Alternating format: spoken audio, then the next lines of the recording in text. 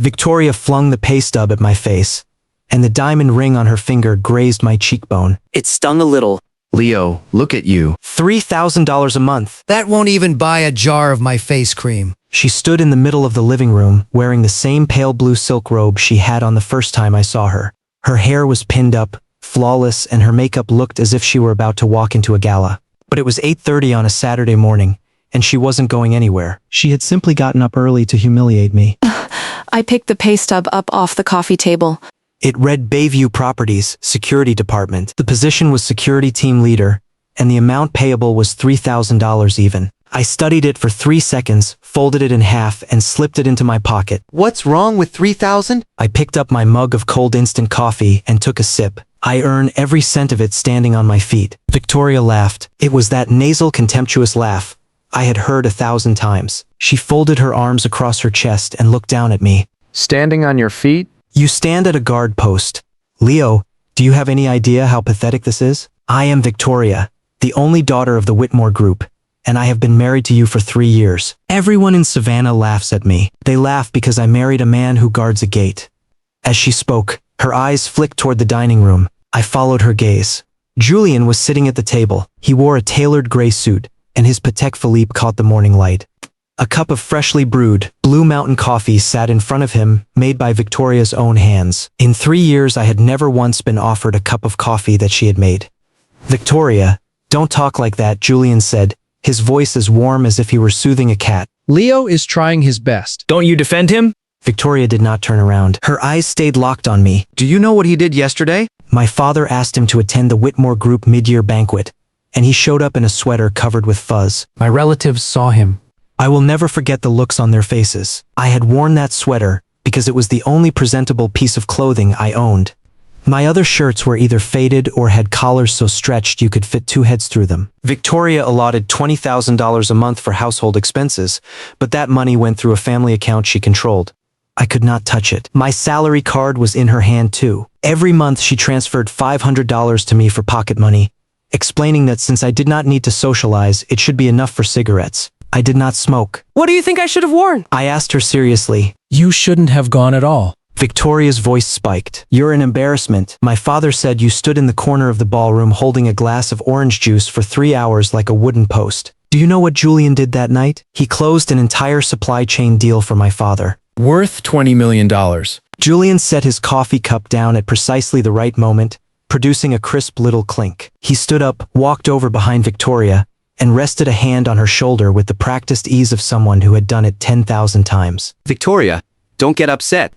It's not good for your health. Leo and I are different. I grew up in business circles. This sort of thing just comes naturally to me. Leo here, he has his own strengths. When he said that last word, the curve at the corner of his mouth was something I had seen countless times over 3 years. It wasn't comfort. It was a second stab. Victoria took a deep breath, shrugged Julian's hand off her shoulder, and picked up a thick manila envelope from the sofa. She threw it down in front of me. Leo, we're getting a divorce. Here are the papers. Take a look. I picked up the envelope, but didn't open it. I just held it. The paper was heavy, probably the custom stationery the Whitmore Group used for contracts, the kind that cost over $100 a ream. What are the terms? I asked. This house is premarital property. It has nothing to do with you. The car was a gift from my father, also premarital. We have $120,000 in joint savings. I can give you $60,000. Take your own things and move out within 3 days. Victoria's sentences came out rapid fire,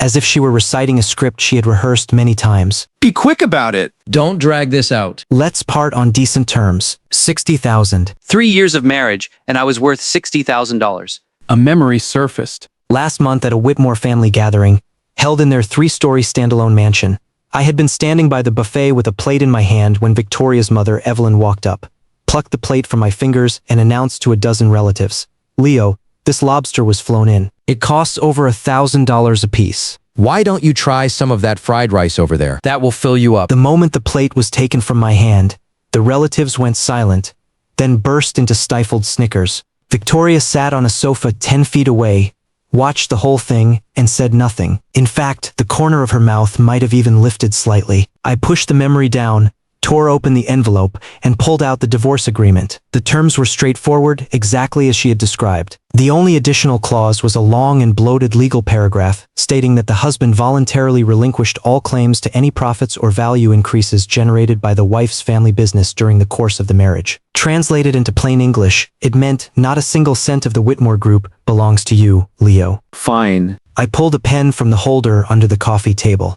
I'll sign it now. Victoria looked startled. She had probably expected me to fight, to stall, to bargain. She had known me for 3 years and thought I was a spineless but sticky man, like a piece of chewed gum you can't scrape off the bottom of your shoe. She was wrong. I flipped to the last page and signed my name on the husband's line. Leo. My handwriting was clean and sharp, with a solid foundation in calligraphy. It did not match my security uniform at all. You. Victoria's voice carried a note of uncertainty. You aren't going to read the clauses? No need. I pushed the papers back across the table, stood up, and brushed imaginary dust from my trousers. I don't want anything of yours. None of this has anything to do with me. Julian raised an eyebrow, a flash of triumph in his eyes. He probably thought he had won decisively. A security guard, kicked out with nothing. Not even a whimper. 3 days then, Victoria said, recovering her cold poise. Out in 3 days. Leave the keys with the house manager. I don't need 3 days. I slipped a hand into my pocket, feeling the pay stub and also the other phone, the one they never knew existed. I can move out today. I walked toward the bedroom. Victoria and Julian stood where they were, their eyes tracking me. Their expressions were those of people watching a defeated animal finally accept its fate, a satisfaction practically oozing from their pores. I closed the bedroom door behind me. 3 seconds later, I pulled the black satellite encrypted phone from under my pillow. The screen glowed with 47 unread messages and a confirmation page that had been waiting for me. The confirmation page was titled, Final Approval for Ashford Capital's Full Acquisition of Meridian Holdings. Acquisition value, $630 million. I tapped open the message list. The top one was from my executive assistant Marcus. Leo, the Meridian deal is fully signed. Awaiting your final confirmation. Also, the short positions we've been building on Whitmore Group are fully in place. You can give the order at any time. I typed back, hold the sell-off. Push it to tomorrow. Marcus replied instantly, understood. Also, your father asked when you're coming home. He said has reheated the seafood congee 3 times already. I stared at the message and smiled. A real smile, not a bitter one. I rarely smiled during those 3 years, but right now I couldn't quite help it. I locked the phone, then pulled an old canvas duffel bag from the bottom of the wardrobe. It was the only luggage I had carried when I walked into this house 3 years ago. I unzipped it. Inside were the same few shirts, a pair of sneakers, and a battered copy of The Wealth of Nations. Nothing more, nothing less. 3 years ago, I had walked through that door carrying one bag, thinking I was walking into a home. It took me 3 years to understand that I had never had a place here. This house had been a stage where Victoria and her family performed a play called Charity, over and over again. And I was the one person who least needed their charity. I walked out of the bedroom carrying the bag. Victoria saw the duffel in my hand, and her expression flickered. She probably hadn't expected me to leave so fast, so decisively. She opened her mouth as if to say something, but in the end she just tightened her arms across her chest. Julian stood beside her, his hand finding its way back onto her shoulder in that proprietary pose. He looked at me with pity, with triumph, and with a sliver of unease that he himself probably didn't even recognize. Leo, I hope we both find peace going forward, he said. I ignored him and walked straight to the front door. While I was putting on my shoes, Victoria suddenly spoke. Leo, don't blame me for being heartless. You're a good man, but a good man doesn't put food on the table. I need someone who can stand beside me, not someone I have to carry. I straightened up and looked back at her. You're right, I said. A good man really can't put food on the table. I pulled the door open and stepped into the hallway. The elevator arrived. As the doors slid shut, I pulled out the $3,000 pay stub, held it up to the light at the end of the corridor, and then folded it into a tiny square and tucked it into the inner pocket of my canvas bag. The elevator descended, the numbers ticking from 18 down to 1. The doors opened. The lobby security guard, an old colleague named Joe, saw me with the bag and froze. Leo, what's going on? I quit. I clapped him on the shoulder.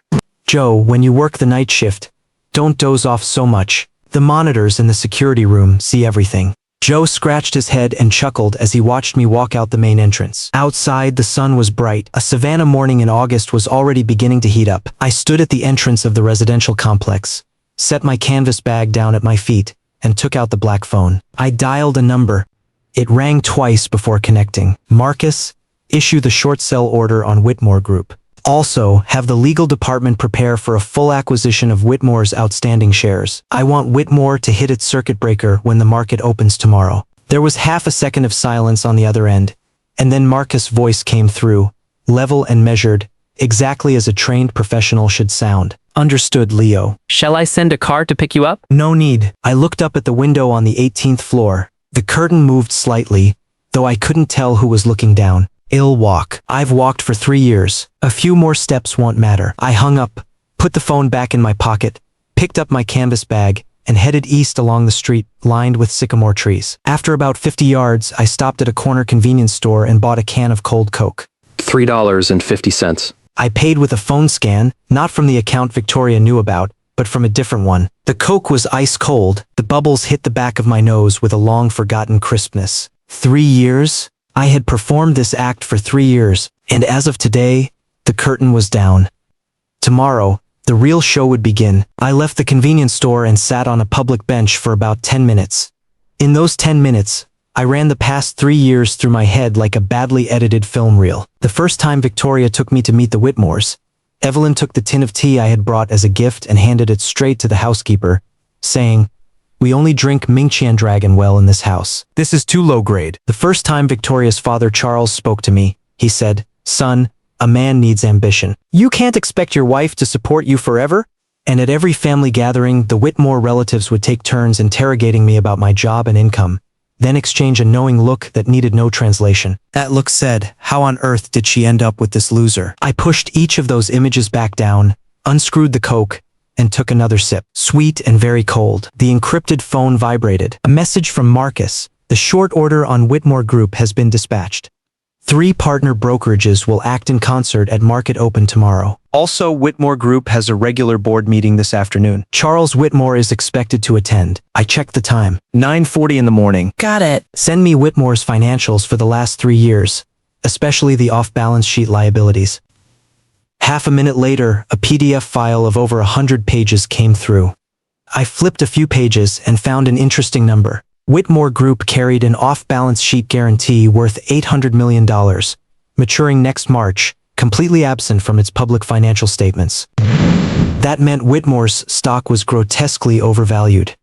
Every retail investor holding Whitmore shares had no idea that the ground beneath their feet was made of paper. 800 million in guarantees? Enough to give the Whitmore family a very bad time. I pocketed the phone, stood up, and brushed off my trousers. The bench's painted surface had been baking in the August sun and was hot enough to burn after sitting too long. The canvas bag was not heavy. All my worldly possessions weighed less than 10 pounds. 3 years ago, I had walked into that building with 10 pounds of luggage, and 3 years later, I walked out with 10 pounds of luggage. The only thing I had gained was the $3,000 pay stub in my pocket. I followed the sycamores east for 2 blocks and turned into an old residential compound. This was the old textile mill district, built in the early 90s. Half the mosaic tiles on the exterior walls had fallen off, leaving bare concrete covered in black mold.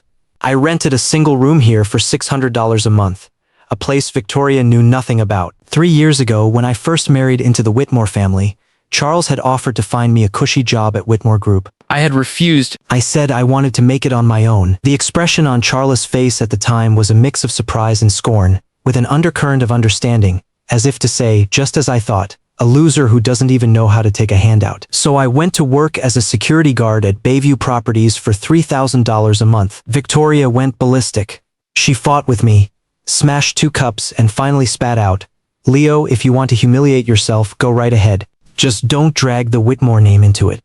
From that day on, I was excluded from every Whitmore social engagement. The person escorting Victoria to banquets, galas, and Chamber of Commerce events gradually became Julian. The Whitmore relatives quickly adjusted. They stopped asking, "Why isn't Leo here?" and started saying directly to Victoria, "You and Julian make such a stunning couple." I unlocked the door to my rented room. Inside, there was a single bed, a desk, a chair, and a plastic wardrobe. The curtains had been left by a previous tenant, faded floral cotton that radiated a kind of 90s era plainness. I tossed my canvas bag onto the bed, sat down at the desk, and opened my ancient laptop. This laptop was the only item of any value I had brought with me into the Whitmore household 3 years ago. Every time Victoria saw it, she wrinkled her nose and called it a museum piece. She did not know that this museum piece was connected to an encrypted dedicated line that led directly into Ashford Capital's global trading system, where over $4 billion flowed every single day. The computer booted up. I entered 3 layers of passwords, and the screen jumped to a dark blue operating interface. In the upper left corner was an emblem, a pair of symmetrical sycamore leaves with the letter A nestled between them. This was the totem of Ashford Capital, one of the top 3 family investment funds in the country, managing over $200 billion and controlling 17 publicly listed companies and 39 private enterprises. And the sole heir to Ashford Capital was currently sitting in a $600 a month rented room, wearing a sweater covered in fuzz. It was ironic. My father, William, known in business circles as the godfather of capital, had said something to me 3 years ago. Son, if you really want to prove you can survive without the family, go live for 3 years. After 3 years, come back and tell me whether your precious pride can put food on the table. I said fine. Then I handed back all my bank cards, car keys, and club memberships, put $2,000 in cash in my pocket, and took a slow train from Boston down to Savannah. I found a security guard job at Bayview Properties, lived in the staff dormitory, and a month later, I met Victoria. It had been raining hard that day. Victoria's sports car had stalled at the exit ramp of the Bayview underground garage. She was crouched in the rain in 5-inch heels, soaked and miserable. I was on night patrol, walked by, crouched down to help her look, and found the spark plugs had gotten wet. I tightened them with a wrench, and the engine turned right over. The way she looked at me then was nothing like the way she looked at me later. Back then, her eyes had a light in them. She held an umbrella over me while I worked the wrench. When I smelled of engine grease, she laughed and said, "You're amazing." Later, that light slowly faded, replaced by diamonds, galas, and Julian's custom suits. It didn't matter. The 3-year deadline had actually expired 2 months ago. I had stayed because I wanted to see just how absurd this play could get. And Victoria did not disappoint. She had pushed the plot to its climax, bringing her lover home and demanding I walk out with nothing. I pulled up Whitmore Group's trading monitor. The stock was currently at $21.30 per share, giving it a market value of roughly $8.5 billion. On the surface, Whitmore was a reasonably healthy mid-sized real estate group, ranking in the top 3 for commercial property in Savannah. But its debt structure was a mess. Off-balance sheet liabilities, related party guarantees, disguised equity as debt, landmines buried everywhere. In my hands was a 47-page short report, and every figure in it was a bomb large enough to blow Whitmore to pieces. I read through the report one more time to make sure nothing had been missed, then dialed Marcus. Marcus, when the market opens tomorrow, Phase 1 will knock 15% off Whitmore's market cap. I want Charles Whitmore to be unable to sit through his own board meeting. Understood. Marcus' voice was as steady as ever. Also, Leo, your father asked me to pass along a message. What is it? He said the 3-year deadline is up, and the seafood congee has been reheated 3 times. If you don't come home soon, it will be cold. I leaned back in my chair and stared at the wobbling ceiling fan, silent for a few seconds. Tell him to wait 1 more day. There is still a meal I haven't finished here. What meal? The meal I brought into the Whitmore household 3 years ago. They threw it into the trash. Now I've pulled the trash can back out, and whoever dumped it is going to eat it again. Marcus asked no further questions. He replied received and hung up. I shut the laptop and lay down on the bed. The mattress was hard, springs digging into my back, a far cry from the $20,000 latex mattress at the Whitmore house. But I slept better on this hard bed than I ever had on that soft one, because here, I did not need to perform the role of a worthless man. The next morning, I was woken at 8 o'clock by my phone alarm, not the encrypted phone, but the old one I had used for 3 years, the one Victoria topped up with credit every month. A message from Victoria popped up on the screen. Leo, let's go to the courthouse today and finalize the papers. Bring your ID and birth certificate. 10 o'clock. Don't be late. Below it was a location pin for the county family court. I replied with a single word, okay. After sending it, I switched to the encrypted phone. Marcus had sent a briefing at 3 in the morning. Everything is ready. We can launch at market open. I got dressed, pulling the only decent white shirt I owned from my canvas bag. I buttoned it in front of the mirror. The man in the mirror didn't look much different from yesterday. Lean, tall, with slightly prominent cheekbones and very calm eyes. But if you looked closely, you could see something suppressed beneath that calm, like the stillness before a thunderstorm. I left at 8:30, a full hour and a half before I was supposed to meet Victoria. I didn't take a cab. I scanned a bike share bicycle and pedaled slowly along East Harbor Drive. At 9:15, the market opened. My encrypted phone buzzed. Marcus sent real-time data. Whitmore Group opened at $21.10. 5 minutes later, it had fallen to $18.90, a drop of over 7%, triggering an automatic trading halt. I kept pedaling. At 9:25, trading resumed. Whitmore kept falling, hitting $16.20, a loss of over 20%, and was locked at the lower circuit breaker. The sell orders on the trading screen showed over 6 million lots, like an impenetrable wall. Everyone was selling. Nobody was buying. My phone started ringing. Not the encrypted one. The old one. The caller ID showed a name. Victoria. I didn't answer. The call rang for 47 seconds and ended. Then it rang again. And again. And again. 11 calls in 5 minutes. After the 11th disconnected, Victoria sent a text message, just 4 words. Where are you? I didn't reply.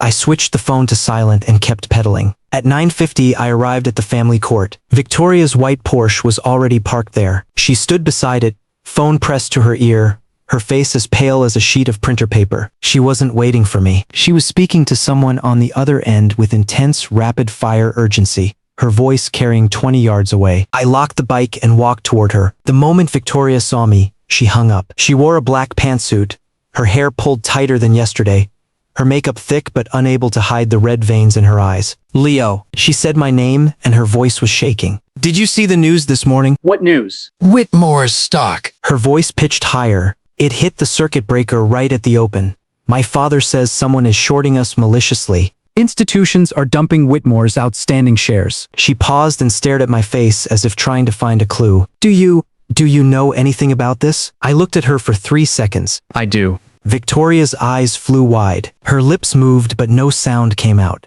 Her fingers clenched around her phone until the knuckles went white. How do you know? Her voice dropped to a whisper, as if she had just sensed something terribly wrong. I pulled the encrypted phone from my pocket and held the screen toward her. It displayed the real-time trading interface for Whitmore Group. The stock was frozen at $16.20, with a sell wall of 6 million lots, like a wall of red. Victoria's gaze fell on the interface, then on this phone she had never seen before, and finally on my face. Who are you? Let's go inside and finish the paperwork first. I pocketed the phone and pointed at the glass doors of the courthouse. The divorce gets settled today. After it's done, I'll tell you who I am. Victoria stood frozen, her heels seeming bolted to the pavement. Her chest was heaving. Beneath the polished makeup, the expressions on her face were shifting rapidly. Confusion, fear, anger, disbelief. She opened her mouth, wanting to say something, but in the end, nothing came out. I pushed open the glass door and glanced back at her. Victoria, yesterday you told me that a good man can't put food on the table. You were right. I smiled, and even I could feel the chill in it. But do you really think I'm someone who survives on food alone? The courthouse door swung open, and a wave of cold air rushed out. The waiting hall had a scattering of couples waiting to be called, some silent, some arguing in low voices. Victoria and I walked in, one after the other, like two strangers who just happened to step through the same door at the same time. From the moment she got out of her car to the moment we stepped inside, Victoria didn't say a single word. She clutched her phone so tightly that her nails dug into the silicone case, her knuckles a frightening white. It wasn't that she didn't want to talk. It was that there were too many words jammed in her head, and not one of them could get out. We took a number. We waited in line. We were called. The whole time, neither of us spoke. When our number was called, Victoria suddenly reached out and grabbed my sleeve. Her hand was freezing, and I could feel that cold seeping through the fabric of my shirt. Leo? Her voice was so quiet it was almost swallowed by the announcement speaker. Tell me the truth. Did you have anything to do with what's happening to Whitmore's stock? I looked down at the hand clutching my sleeve. When that same hand had flung a pay stub in my face yesterday, the temperature had been very different. Let's settle the paperwork first. I pulled my arm free and walked to the processing window. The clerk was a woman in her 40s, wearing gold-rimmed glasses. She flipped through our documents with a blank expression. She glanced at me, then at Victoria, and seemed to recognize Victoria, the only daughter of the Whitmore Group, a minor celebrity in Savannah. Voluntary divorce? No property disputes? She asked, going through the motions. No, Victoria answered before I could, her voice snapping back to that cold, clipped tone as if desperate to reclaim her sense of command in front of a stranger. I smiled and said nothing. The clerk printed the divorce decrees, stamped them with a red seal, and handed one to each of us. From that moment on, Victoria and I had no legal connection whatsoever. We walked out of the courthouse. Victoria stood on the steps, the sun hitting her face. That carefully crafted face now looked like someone who had just woken from a very long nightmare. She turned and blocked my path. Now you can tell me. I looked at her, then unlocked the encrypted phone, navigated to a screen, and handed it over. The screen showed a shareholder registry. Whitmore Group, 7th largest circulating shareholder.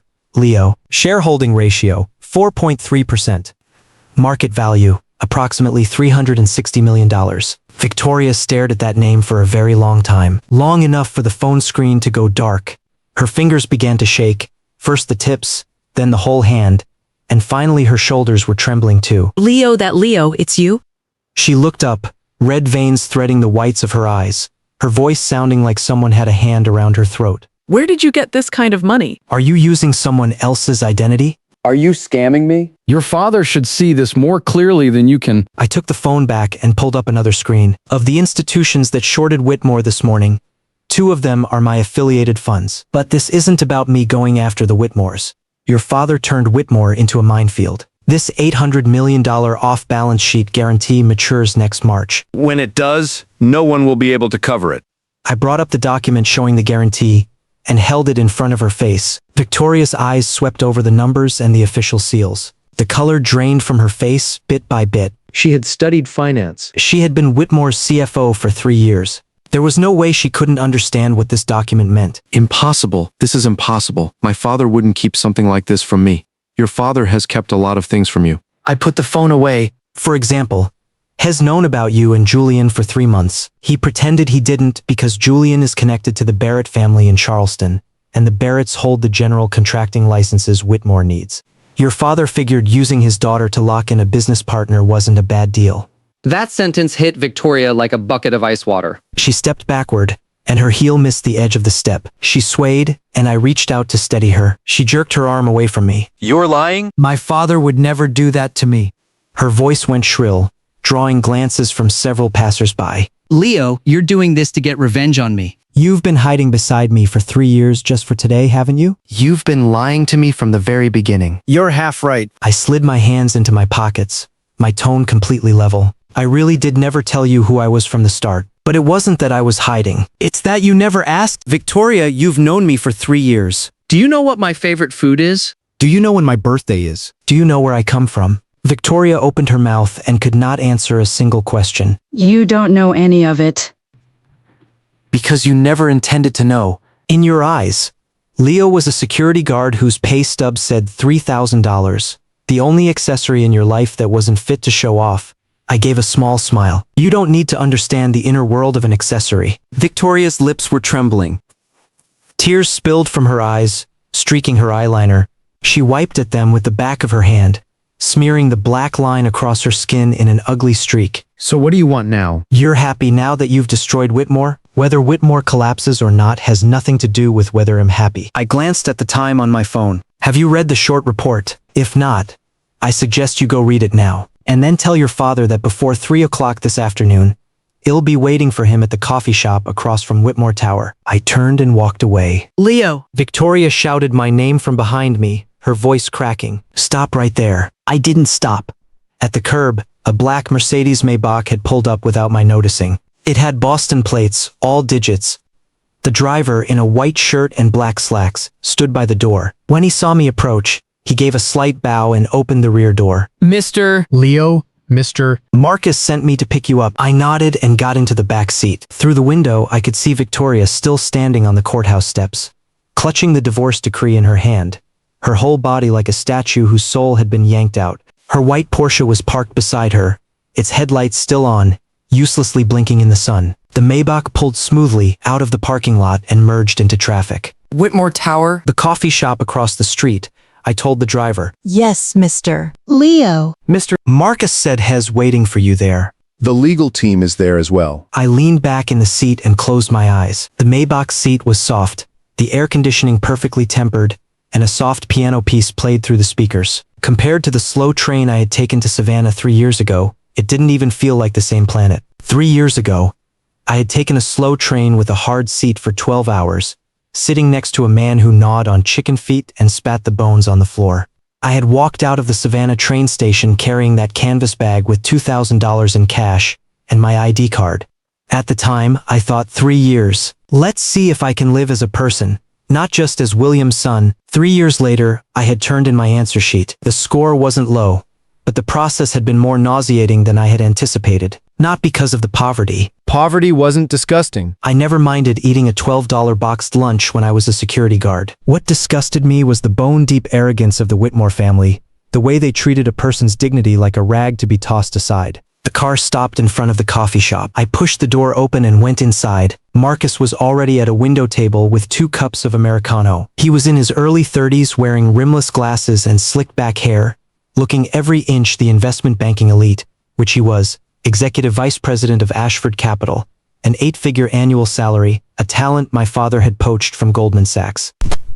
Leo, Marcus stood up and pushed a folder toward me. Phase 1 of the Whitmore short is complete. Floating profit is roughly 60 million. Additionally, we've accumulated 4.3% of Whitmore's outstanding shares through 8 affiliated entities, making us the 7th largest shareholder. Harry's the holding statement. I flipped the folder open, glanced at it, and closed it. When is Charles getting here? I had an assistant call him using the Ashford Capital name. When he heard Ashford Capital wanted to discuss a partnership, he nearly dropped the phone in excitement. Marcus smiled.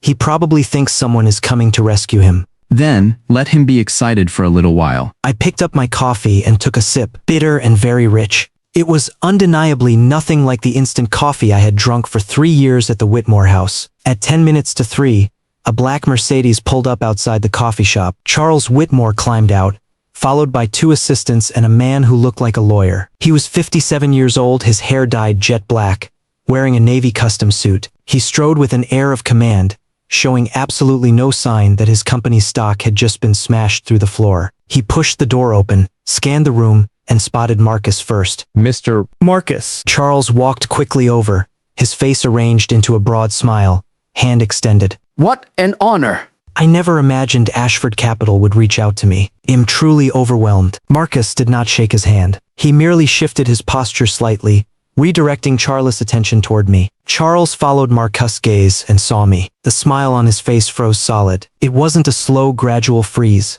It was as if someone had hit a pause button. Every expression on his face locked up at the exact same instant. He recognized me, but his brain couldn't process the information. Leo, the son-in-law he had despised for 3 years, the security guard who had huddled in the corner of Whitmore banquets drinking orange juice, was now sitting across from the executive vice president of Ashford Capital, holding a cup of coffee, looking at him with an expression he had never seen before. Leo. Charles' voice came out misshapen, the name spoken like he was trying to confirm an impossible hallucination. What are you doing here? I set my coffee cup down, stood up, and pulled a business card from my pocket. I placed it on the table and slid it toward him. The card read, Ashford Capital, Chairman, Leo. Charles looked down at that card for a full 10 seconds. His Adam's apple bobbed once. Sweat began to bead on his forehead, large droplets rolling down along his hairline.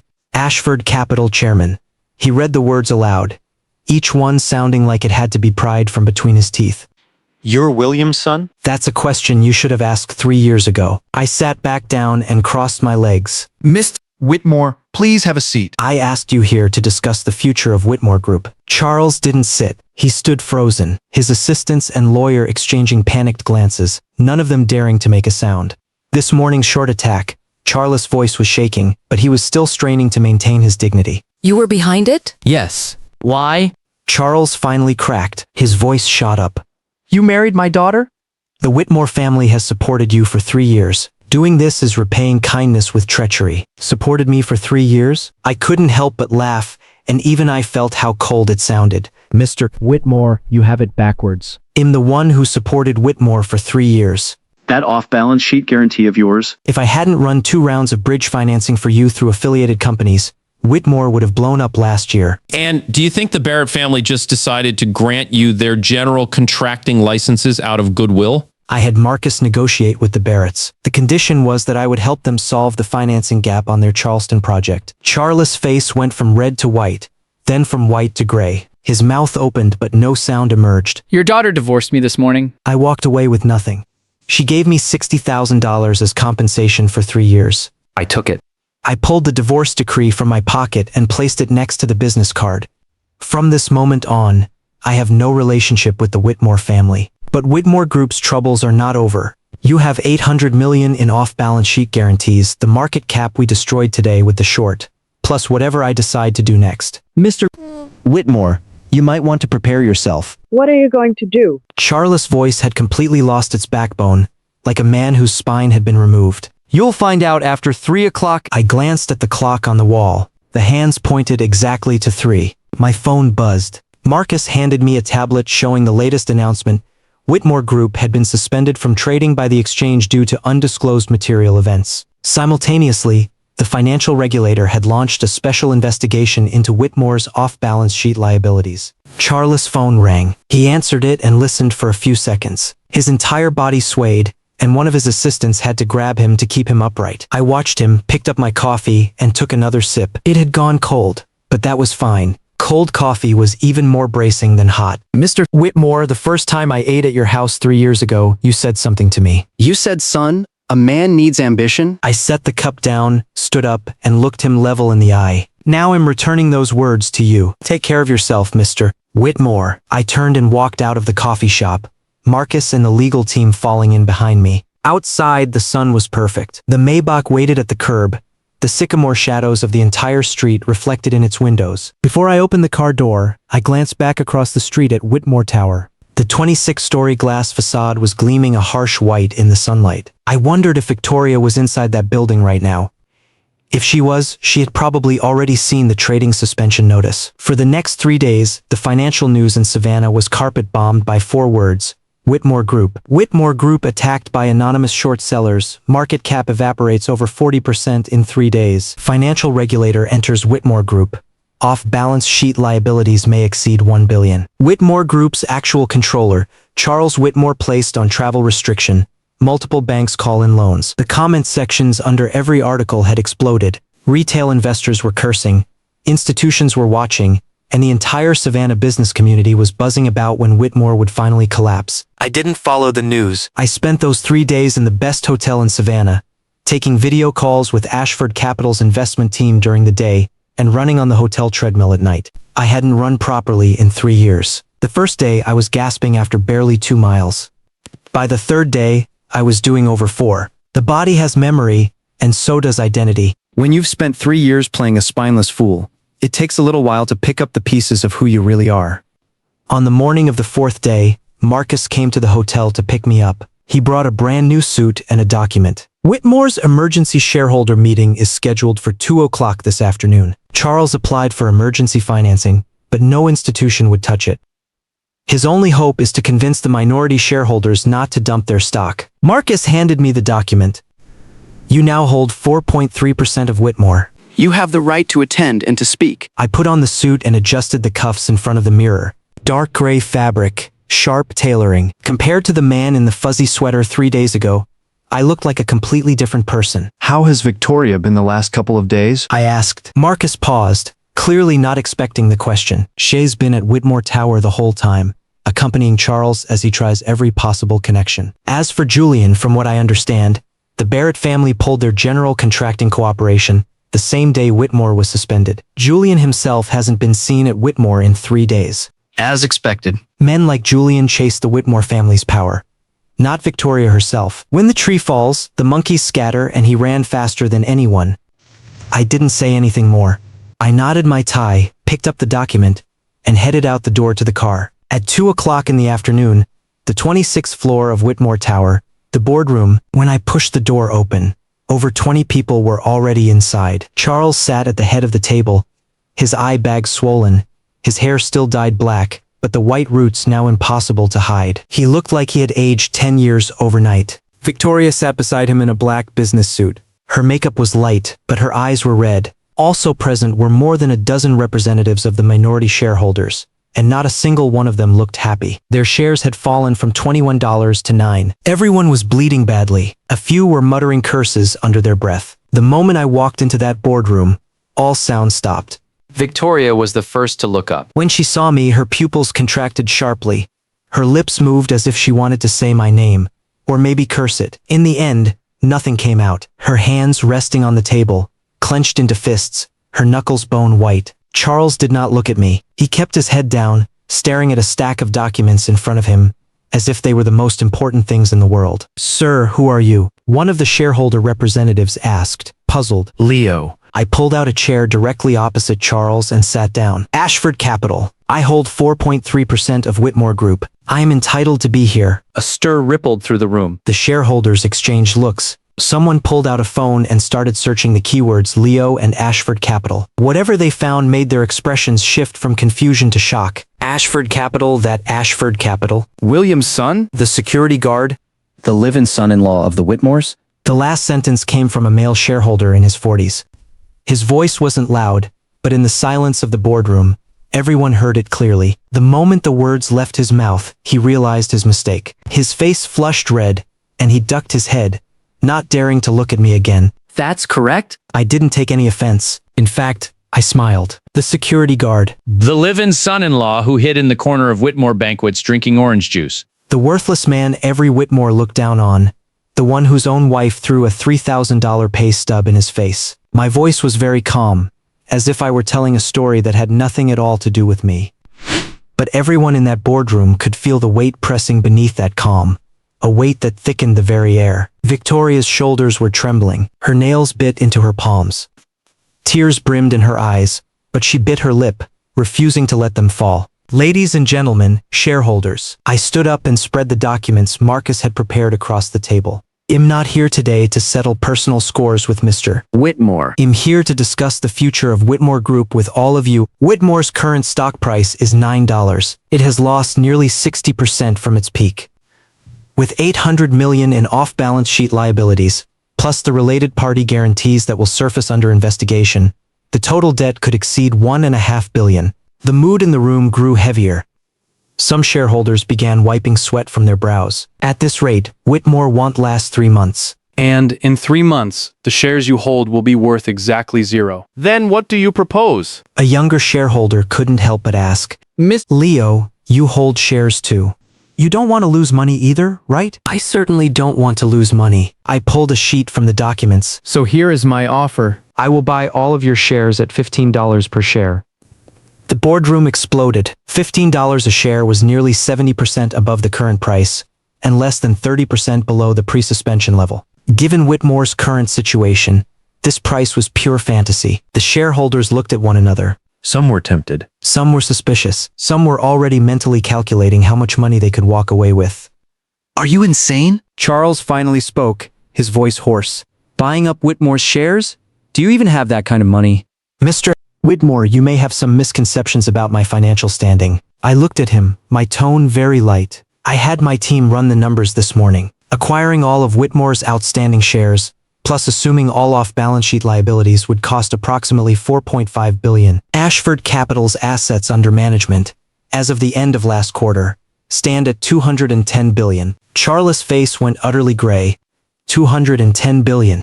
To him, that number was like an ant staring up at a mountain. I object. Victoria shot to her feet. Her chair shot backward and slammed into the wall with a loud crack. Leo, don't you dare. Whitmore was founded by my grandfather. I will not let you take it. Victoria. I said her name softly, but each word was very clear. The Whitmore Group your grandfather built is on the verge of bankruptcy under your father's management. You have 2 choices. 1. Let me acquire it. The Whitmore brand and operations can be preserved. Employees will not lose their jobs. You and your father will walk away with cash and your dignity. 2.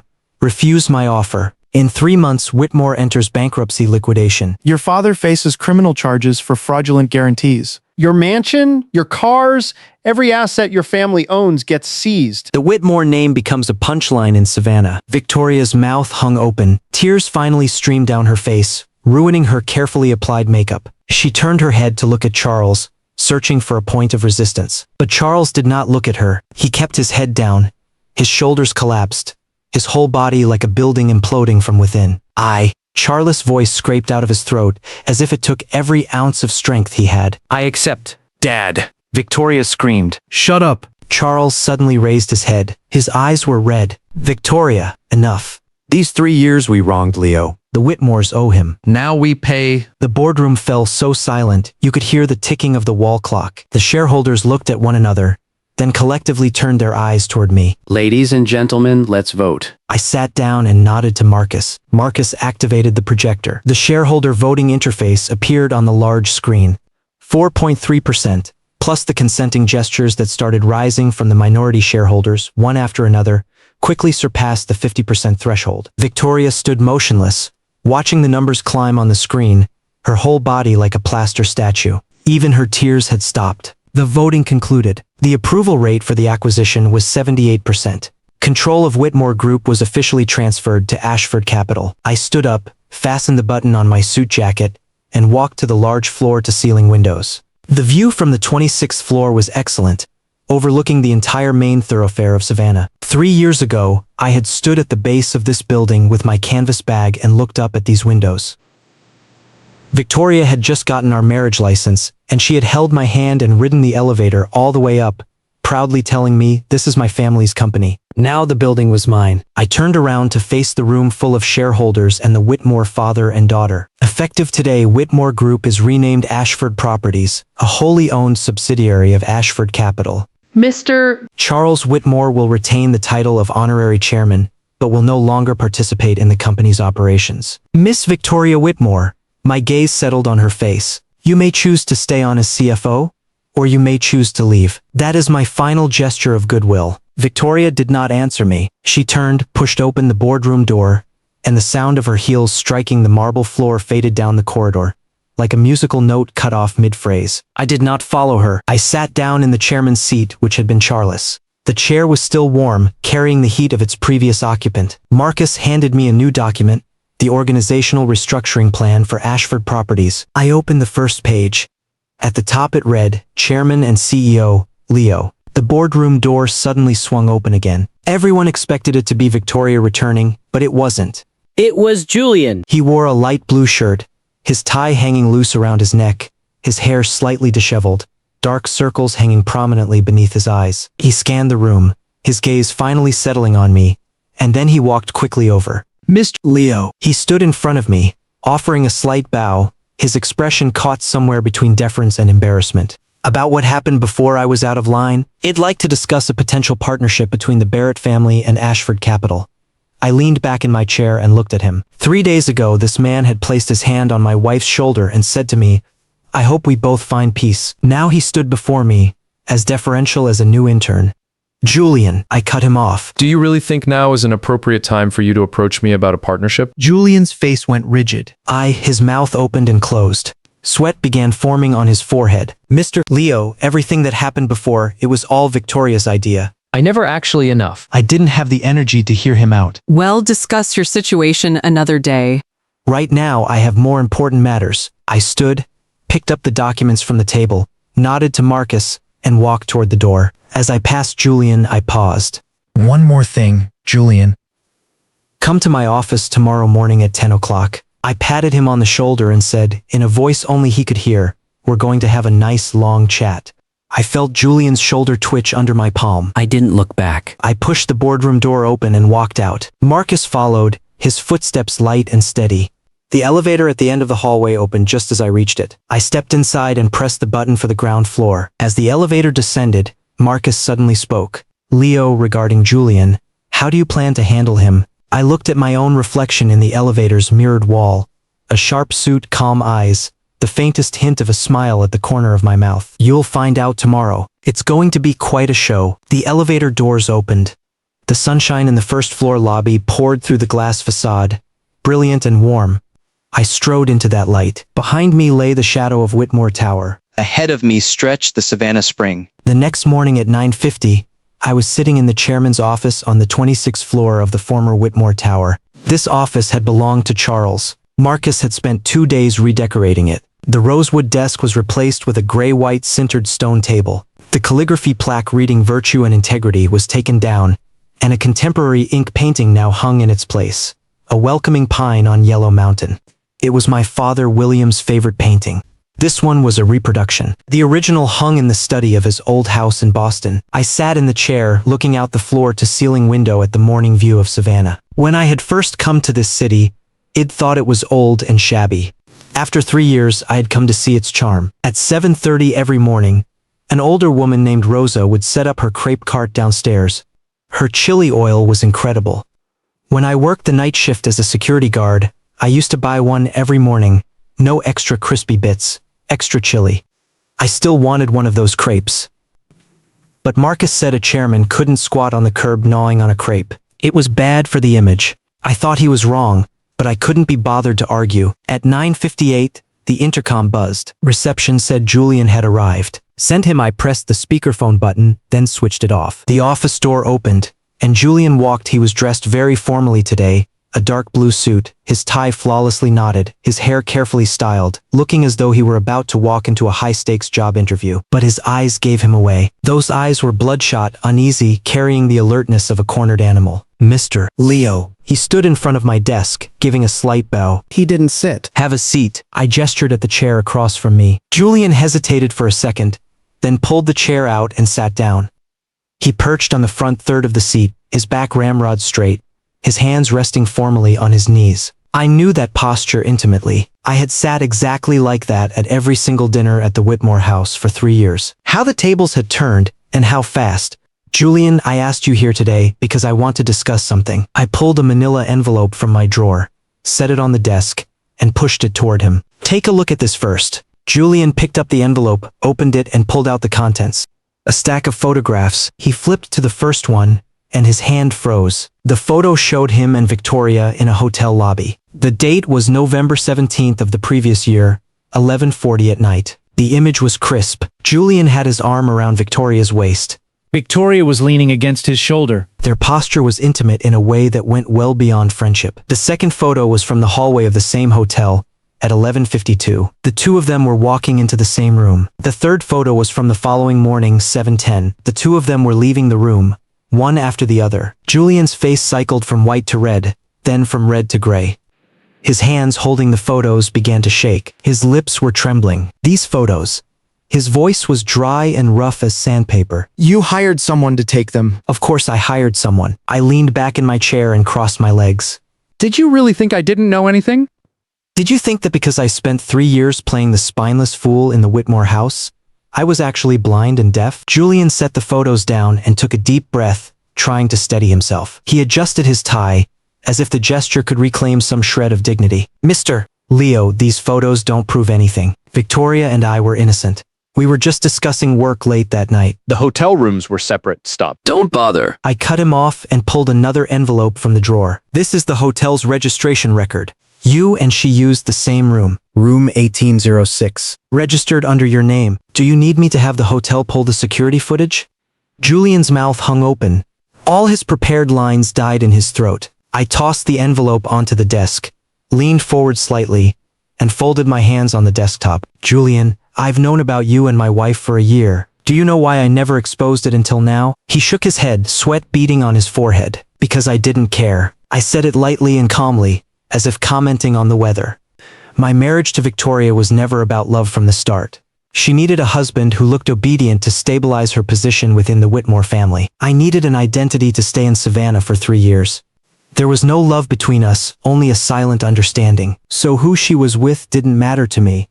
Julian's expression shifted, confusion mixed with a glimmer of hope. He probably thought that if I didn't care, then things might be easier. Then why did you call me here today, Mr. Leo?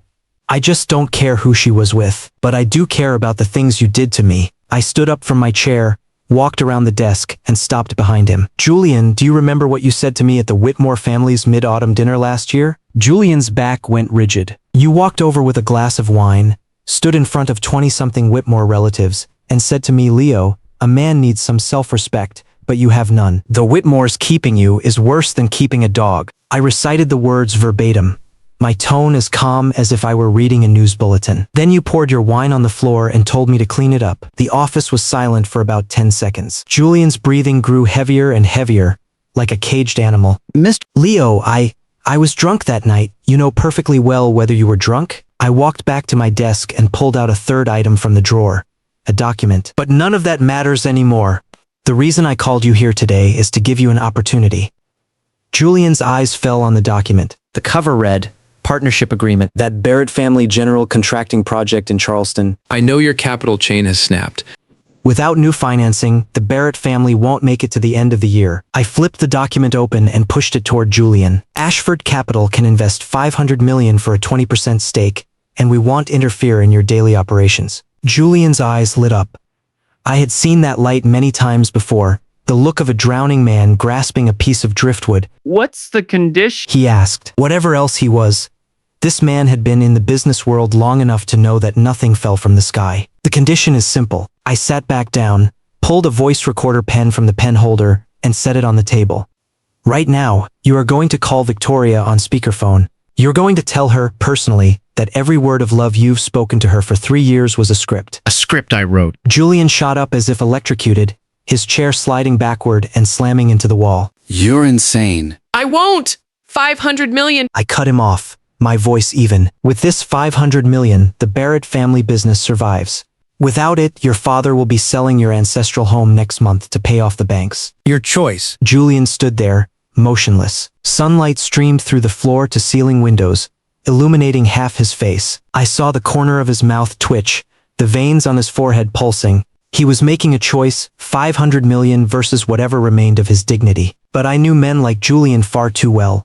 He didn't have any dignity to sell. All he had was vanity and self-interest. He had pursued Victoria because the Whitmores had money. Now the Whitmores had fallen and the Ashford fortune was far thicker. I already knew which way he would choose. Do I have your word? Julian's voice was hoarse, the words sounding like they were being dragged out of him. The Ashford Capital contract is right here. Funds will be wired within 24 hours of signing. Julian was silent for a full 30 seconds. Then he reached out and picked up the voice recorder. His fingers were trembling so badly it took him 2 tries. After I call her, what exactly do I say? He kept his head down, unable to meet my eyes. Simple. You tell her you were sent to approach her from the very beginning. I paid you $3 million to play the role of her perfect lover. Every love word, every surprise, every perfectly timed appearance over these 3 years was scripted. The performance is over now. The money has been paid, and your relationship is finished. Julian's face had gone completely gray. With a shaking hand, he pulled out his phone and scrolled to Victoria's number. His thumb hovered over the dial button for a very long time. Looking at his finger, I thought of the first time I saw Victoria on that rainy night 3 years ago. She had crouched beside her sports car, her hair plastered wetly to her face, her eyes as bright as 2 stars. That image had gathered a layer of dust in my memory. Make the call, I said. Julian pressed dial. The phone rang 3 times before connecting. Victoria's voice came through the speaker, a tangled mix of surprise and grievance. Julian? You finally answer your phone. Where have you been the last 2 days? My father's company, Victoria. Julian cut her off, his voice like sandpaper on glass. Listen to me. There's something I have to tell you. What is it? Julian glanced at me. I nudged the contract forward half an inch and leaned back. He inhaled deeply and brought his mouth close to the microphone. Victoria, from the moment I first approached you, I was sent by someone else. There was silence on the other end. Not a normal silence, but the silence of a person who has just had all the air sucked out of her lungs. What did you say? Victoria's voice had gone very, very small. 3 years ago, the day I ran into you, in your family's parking garage, I didn't just happen to be there. Leo sent me. Julian shut his eyes as if trying to separate himself from what he was saying. He paid me $3 million. Every single thing I've said to you over these 3 years, every single thing I've done, was a script he wrote. That surprise seaside proposal you loved so much? He designed it. That handwritten love poem I gave you on your birthday? He ghostwrote it. Everything, from the very beginning to the very end, was an act. A very soft, very hollow laugh came through the speaker, followed by a long silence. Julian, you're joking, right? Is Leo threatening you with something? Victoria's voice started to quiver, like a violin string stretched to its absolute limit. No one's threatening me. I was just paid to do a job. Now the performance is over. The money's been spent, and that's it. Julian hung up the phone the instant he finished the sentence, as if hearing one more second would drive him insane. He tossed the phone onto the desk and collapsed into the chair, gasping for breath. The sweat from his forehead had dripped all the way down to his neck, soaking his shirt collar. I picked up the contract, flipped to the last page, signed my name, and pushed it back. Sign. Julian stared at the contract, but there was no joy in his eyes. He took the pen and scrawled his name crookedly on the signature line, then stood up. Leo. He stopped at the door and looked back at me. You're more ruthless than I am. You're wrong. I kept the contract and didn't look up. I just had more options than you. You're not more ruthless than me. You're just cheaper. 3 million could buy 3 years of your life. 500 million could buy all your dignity. Don't ever show your face to me again. Julian's shoulder jerked. He yanked the door open and walked out. The sound of the door closing echoed in the office for a few seconds. I leaned back in my chair and exhaled a long breath. Outside the window, the sun was still shining. The scent of Rosa's crepes drifted up faintly, mixed with the aroma of chili oil. The voice recorder was still on the desk, its red indicator light blinking. I picked it up and pressed save. I wasn't planning to play this recording for anyone. Not yet. Some things are more useful kept in your pocket than let out into the world. Marcus pushed the door open, a new document in his hand. Leo, there's movement from the Whitmore side. Evelyn, Victoria's mother, showed up at the coffee shop downstairs this morning. She told reception she wants to see you. Evelyn. Victoria's mother. The woman who had taken the plate of lobster out of my hands 3 years ago. What does she want? She didn't say. Reception said she looked terrible. Her hair barely done, nothing like her old self. I was quiet for a few seconds. Send her up. Marcus nodded and turned to leave. I stood and walked to the floor-to-ceiling window, looking down at the endless flow of cars and people below. Outside was the best street view in Savannah. Sycamore trees stretched their canopy in a ribbon of green, and sunlight filtered through the leaves, scattering chips of gold on the ground. I suddenly remembered my first New Year's Eve at the Whitmore mansion 3 years ago. The Whitmore family tradition was a reunion dinner with a table full of lavish dishes to symbolize a prosperous new year. That night, Evelyn had prepared a feast. Lobster, abalone, grouper, 12 dishes in total. Victoria, Charles, Evelyn, and a crowd of Whitmore relatives filled the table. I was placed in the farthest corner, a bowl of plain rice and a pair of disposable chopsticks set in front of me. Evelyn had said, Leo, why don't you try this egg-fried rice? I had the cook make it especially for you. It'll fill you up. Everyone at the table had laughed. I shoved the memory back down and turned toward the door. I was curious to see what Evelyn would serve me this time. When Evelyn came, I almost didn't recognize her. In my memory, this woman was always immaculate, regal, and utterly unapproachable. Whenever she entered the Whitmore living room, she moved like a peacock surveying its domain, chin slightly lifted, gaze critical, radiating a "you're not worthy of my daughter" aura from every pore. Her hair was permanently dyed a deep chestnut and set in elegant waves. Her nails were done more meticulously than her daughter's. And she trailed the scent of Chanel. No, 12 months a year. But the person standing in my office doorway right now had nothing to do with the word immaculate. She wore a gray cardigan, the collar stretched out and a faded base layer visible underneath. Her hair was pulled back in a careless ponytail, a stark line of white roots showing against the remaining dye. No makeup. Her eye bags were puffy, the corners of her mouth drooped. Her nasolabial folds were deeper than they had been in 3 years. Her eyes were red, not from crying but from a sleepless night. Mr. Leo. She stood in the doorway, her lips moving for a long moment before she managed to force out the title. It must have taken her several minutes just to stop herself from calling me Little Leo. Come in. Sit. I stayed seated behind my desk, just lifting a hand to indicate the chair across from me. Evelyn walked over and pulled out the chair. She sat exactly the way Julian had, perching on the front edge, hands on her knees, back ramrod straight. The difference was that Julian's unease had carried calculation. Evelyn's carried fear. Would you like something to drink? I pressed the speaker button on the intercom. No, I'm not thirsty. Evelyn waved her hands quickly, the gesture large and jerky, like an elementary schooler afraid of being scolded. I looked at her for a moment, then asked the secretary to bring 2 glasses of warm water anyway. After the secretary left, the office was silent for about 30 seconds.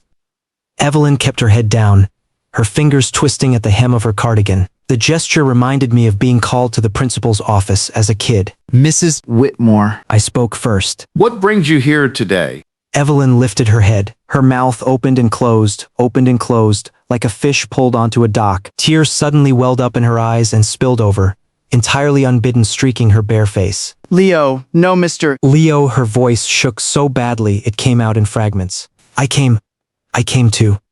I want to beg you for something. For what? I'm begging you to give the Whitmore family a way out. As she said it, she slid off the chair and onto the floor. Her knees hit the marble with a dull thud. Evelyn was kneeling in front of me. This woman who had presided over the Whitmore living room with such imperious authority, who had taken a plate out of my hands in front of a dozen relatives 3 years ago, was now kneeling on the cold gray marble floor of my office, her knees grinding against the hard, icy stone, her tears wrecking her unmade face. Mr. Leo, I know the Whitmore family wronged you. Everything we did to you these 3 years, I know it in my heart. I was blind. I was a snob. Let me kowtow to you. She bent forward as she said it, pressing her forehead toward the floor. I stood up, walked around the desk, and stopped her shoulders with my hand before her head could touch the ground. Get up. Let's talk properly. My voice was level, without any trace of emotion. I won't get up. Evelyn shook her head, crying, her voice shrill with desperation. If you don't agree, I'll kneel here until I die. Mr. Leo, Victoria's father, has been put under travel restrictions. The banks are banging on our door every day. Our house is about to be seized. And Victoria, she's locked herself in her room since yesterday. She won't eat or drink. I knock, and she won't open the door. I'm terrified she's going to do something to herself as she spoke. Tears and mucus covered her face. She looked nothing like the lofty Mrs. Whitmore I remembered. I crouched down and met her eyes. Mrs. Whitmore, the situation the Whitmore family is in today is not of my making. Your husband cooked the books, engaged in off-balance sheet guarantees, and hollowed out a publicly traded company. None of that has anything to do with me. I was simply the first person to discover that information gap and act on it. Evelyn froze, tears still hanging on her face but her sobs cutting off. But why did you short Whitmore? If you wanted revenge, take it out on me. Whitmore was Victoria's grandfather's entire life's work. Whitmore was ruined by your husband. I stood up, walked back behind my desk, and took a sip of water. My shorting Whitmore was a business decision. It had nothing to do with personal grudges. If you don't believe me, go look it up. Ashford Capital shorts over 20 targets a year. Whitmore was just one of them. That was half true. Ashford did short plenty of companies every year. But with Whitmore, I'll admit I had a personal stake. Evelyn just didn't need to know that. Then could you save Whitmore? Evelyn scrambled to her feet, her face still wet, but a desperate hope flickering in her eyes. Ashford Capital acquired Whitmore. You're the boss now. You must have a way. I'm a businessman. I cut her off. Businessmen need a return on their actions. You've seen Whitmore's condition. 800 million in off-balance sheet debt, a collapsed stock price, brand credibility at rock bottom. To save Whitmore, Ashford would need to inject at least another 1.5 billion. You want me to invest that kind of money? What can you offer me? Evelyn's mouth opened, but nothing came out. The Whitmore family had nothing left. The mansion was mortgaged. The cars were under the company's name. Most of their bank accounts were frozen. Even the jade bangle she had worn for 20 years had been taken off and sent to a pawn shop a few days ago. I still have an old house left to me by my parents. It's in the old textile mill district, worth maybe 200,000. I shook my head. Mrs. Whitmore, I have a busy day. If there's nothing else, wait. Evelyn suddenly called out, her voice changing pitch as if she had just remembered something critical. Mr. Leo, I have one more thing to give you. She reached into the pocket of her cardigan and pulled out a plastic bag, the transparent kind used for produce at a supermarket, bulging with something inside. She set it on my desk and with trembling hands, opened it. Inside the plastic bag was an insulated food container. It was the most ordinary kind of double-layered stainless steel container, with a faded cartoon rabbit printed on the outside and a cracked plastic latch on the lid. I knew this container intimately. 3 years ago, I had carried it through the front door of the Whitmore mansion. Inside it had been egg-fried rice that I had made myself. That day was 3 days after Victoria, and I had registered our marriage. She had said her parents wanted to meet their son-in-law and asked me to come for dinner. I had specially fried a portion of egg-fried rice to bring along, made in the little electric cooker in my rented room. It used 2 eggs, a handful of scallions, and half a sausage. I thought it had turned out quite well, the rice grains golden and distinct, the scent of scallions wafting the whole way there. When I arrived at the Whitmore house, Evelyn had opened the container, taken one look inside and smiled.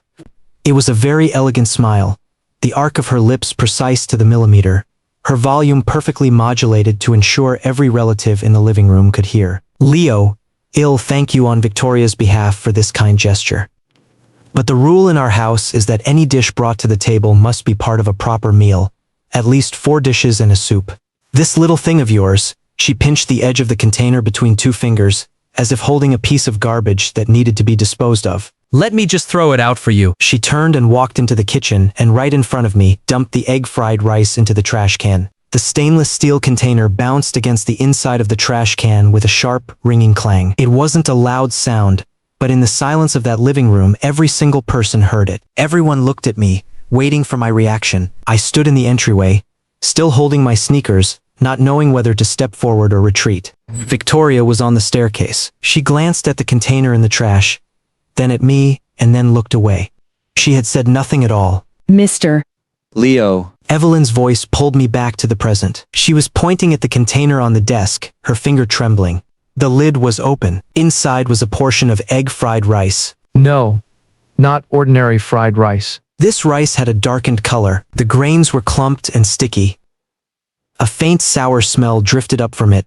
This rice, Evelyn said, tears streaming down her face again, each drop splashing onto the stone desktop, is the exact same rice I threw in the trash in front of you 3 years ago. After you left, I fished it back out of the trash. I don't know what came over me. I just felt uneasy.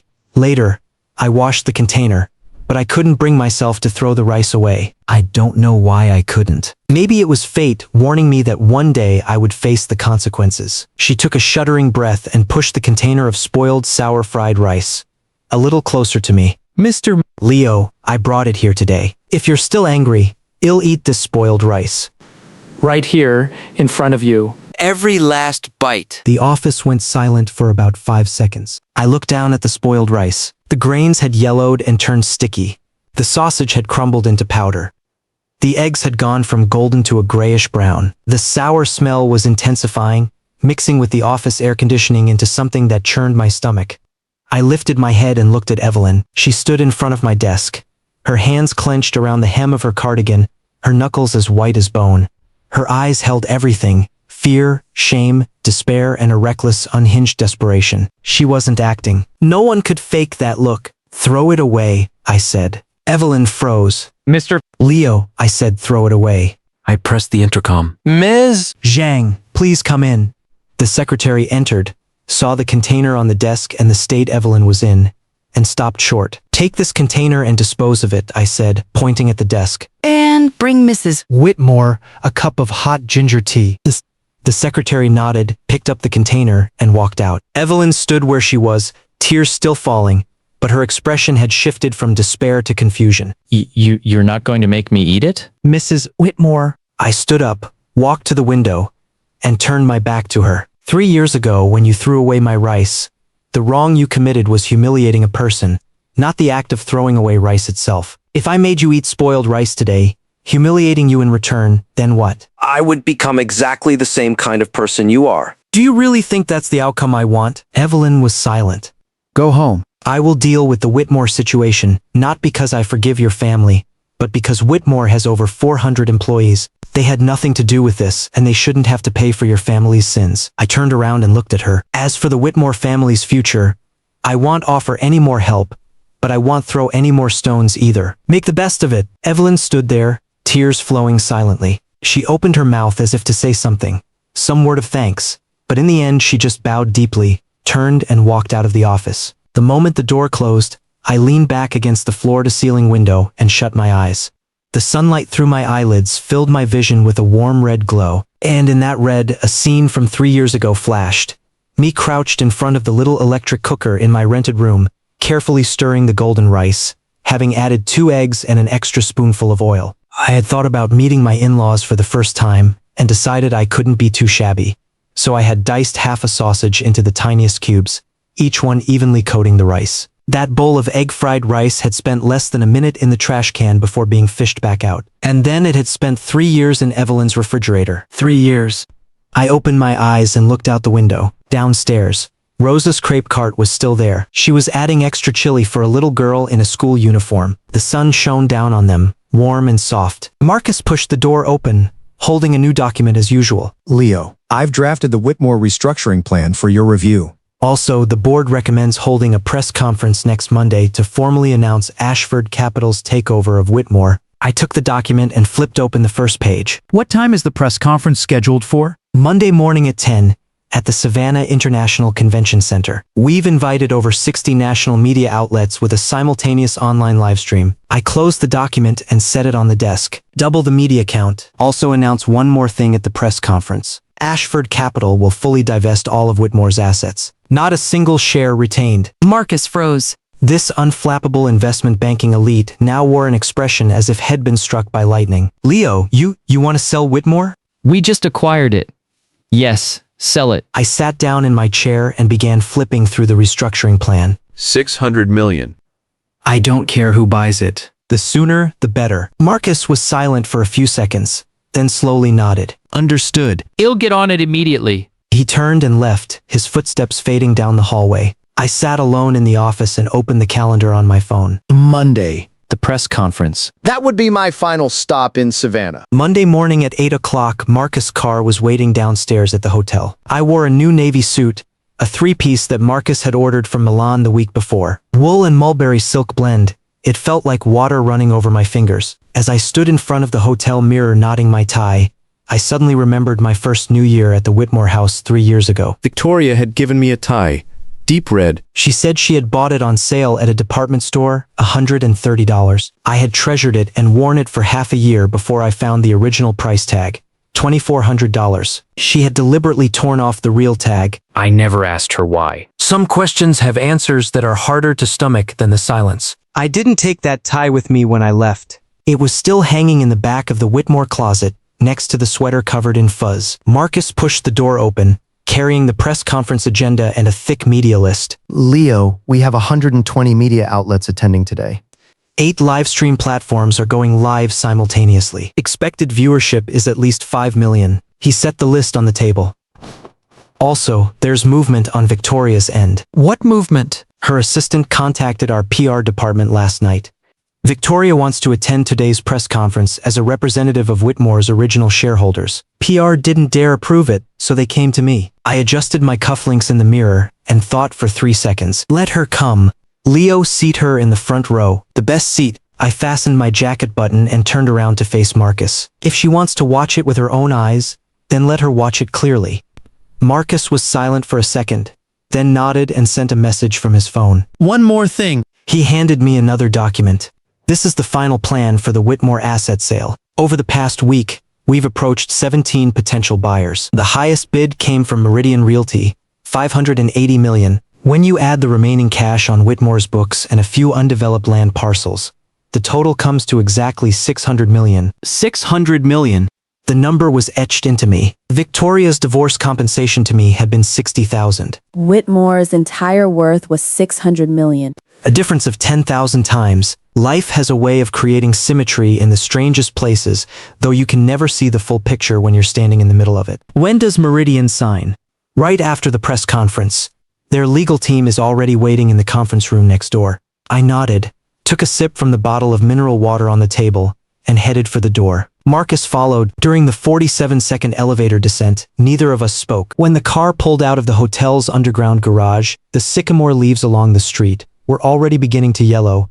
I had lived in Savannah for exactly 3 years and 4 months. I had watched these trees turn green 3 times and yellow 3 times, each time from a different position. The first year, I was on the curb eating a crepe. The second year, I was in a security booth working the night shift. The third year, I was on the Whitmore balcony being scolded by Evelyn for hanging the laundry crookedly. Today was the 4th time, and I was sitting in the back of a Maybach on my way to sell a company. The car stopped outside the convention center. Through the window, I saw a dense crowd of reporters, cameras and microphones bristling, flashbulbs already popping in a relentless barrage. Security guards linked arms to form a narrow passage, but the crowd kept surging forward, like waves pounding a seawall. Ashford Capital heir makes first public appearance. Mysterious billionaire emerges after 3 years in hiding. Whitmore heiress's ex-husband revealed as sole heir to a multi-billion-dollar empire. These headlines had dominated every financial outlet and social media platform for the past week. The entire country wanted to see what the worthless son-in-law who had been thrown out by the Whitmores actually looked like. I pushed the car door open. The flashbulb density instantly multiplied tenfold. The shutter sounds came like a rainstorm hammering a tin roof. Microphones thrust at me from every angle. Reporters' questions blending into a single chaotic roar. I said nothing. Surrounded by Marcus and 4 security personnel, I walked straight into the convention center. The press hall was already packed. Reporters from 120 outlets filled the middle and rear sections. The first 3 rows were reserved for guests. I scanned the front row and spotted several familiar faces. Charles Whitmore sat at the far left. His hair was dyed even blacker than the last time I'd seen him, but the wrinkles on his face were carved deep as knife cuts. His suit was slightly loose and he sat shrunken in his chair, like a balloon that had been half deflated. Evelyn sat next to him in a dark suit, her hair hastily pinned up, her face bare, a handkerchief balled tightly in her fist. Victoria was sitting dead center in the front row. She wore a black dress, no jewelry, her hair was down, her makeup was very light, and her lips were slightly chapped. Her eyes were swollen, with lingering red traces on her lids that clearly showed she had been crying more than once. But at this moment, she sat very straight, her chin slightly lifted, her gaze locked onto the stage as if awaiting a verdict. I took my place on the stage. Marcus adjusted the microphone to the right height. The hall went silent, so silent you could hear the hum of the air conditioning vents overhead. Hello, everyone. My name is Leo. My voice carried through the hall through the speakers. Clean and without echo, I have called this press conference to announce Ashford Capital's final decision regarding Whitmore Group.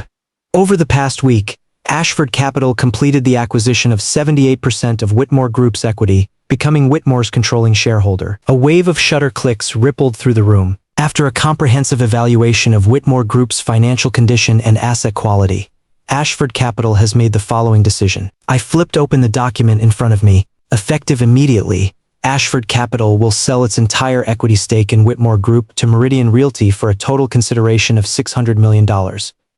The moment those words landed, the press hall went silent, as if someone had hit a pause button. The silence lasted about 2 seconds. Then it exploded. Every reporter stood up. Shutter sounds drowned out everything else. Some were shouting, "Why?" Others were shoving their microphones forward. The live stream comments section was completely blanketed by an endless scroll of text. I stood on the stage and looked past the chaos toward the front row. Charles had his eyes closed, leaning back in his chair, the corner of his mouth twitching slightly, as if using every ounce of his strength to hold his emotions in check. Evelyn's head was bowed, her shoulders shaking, the handkerchief twisted into a rope in her hands. And Victoria. Victoria stood up.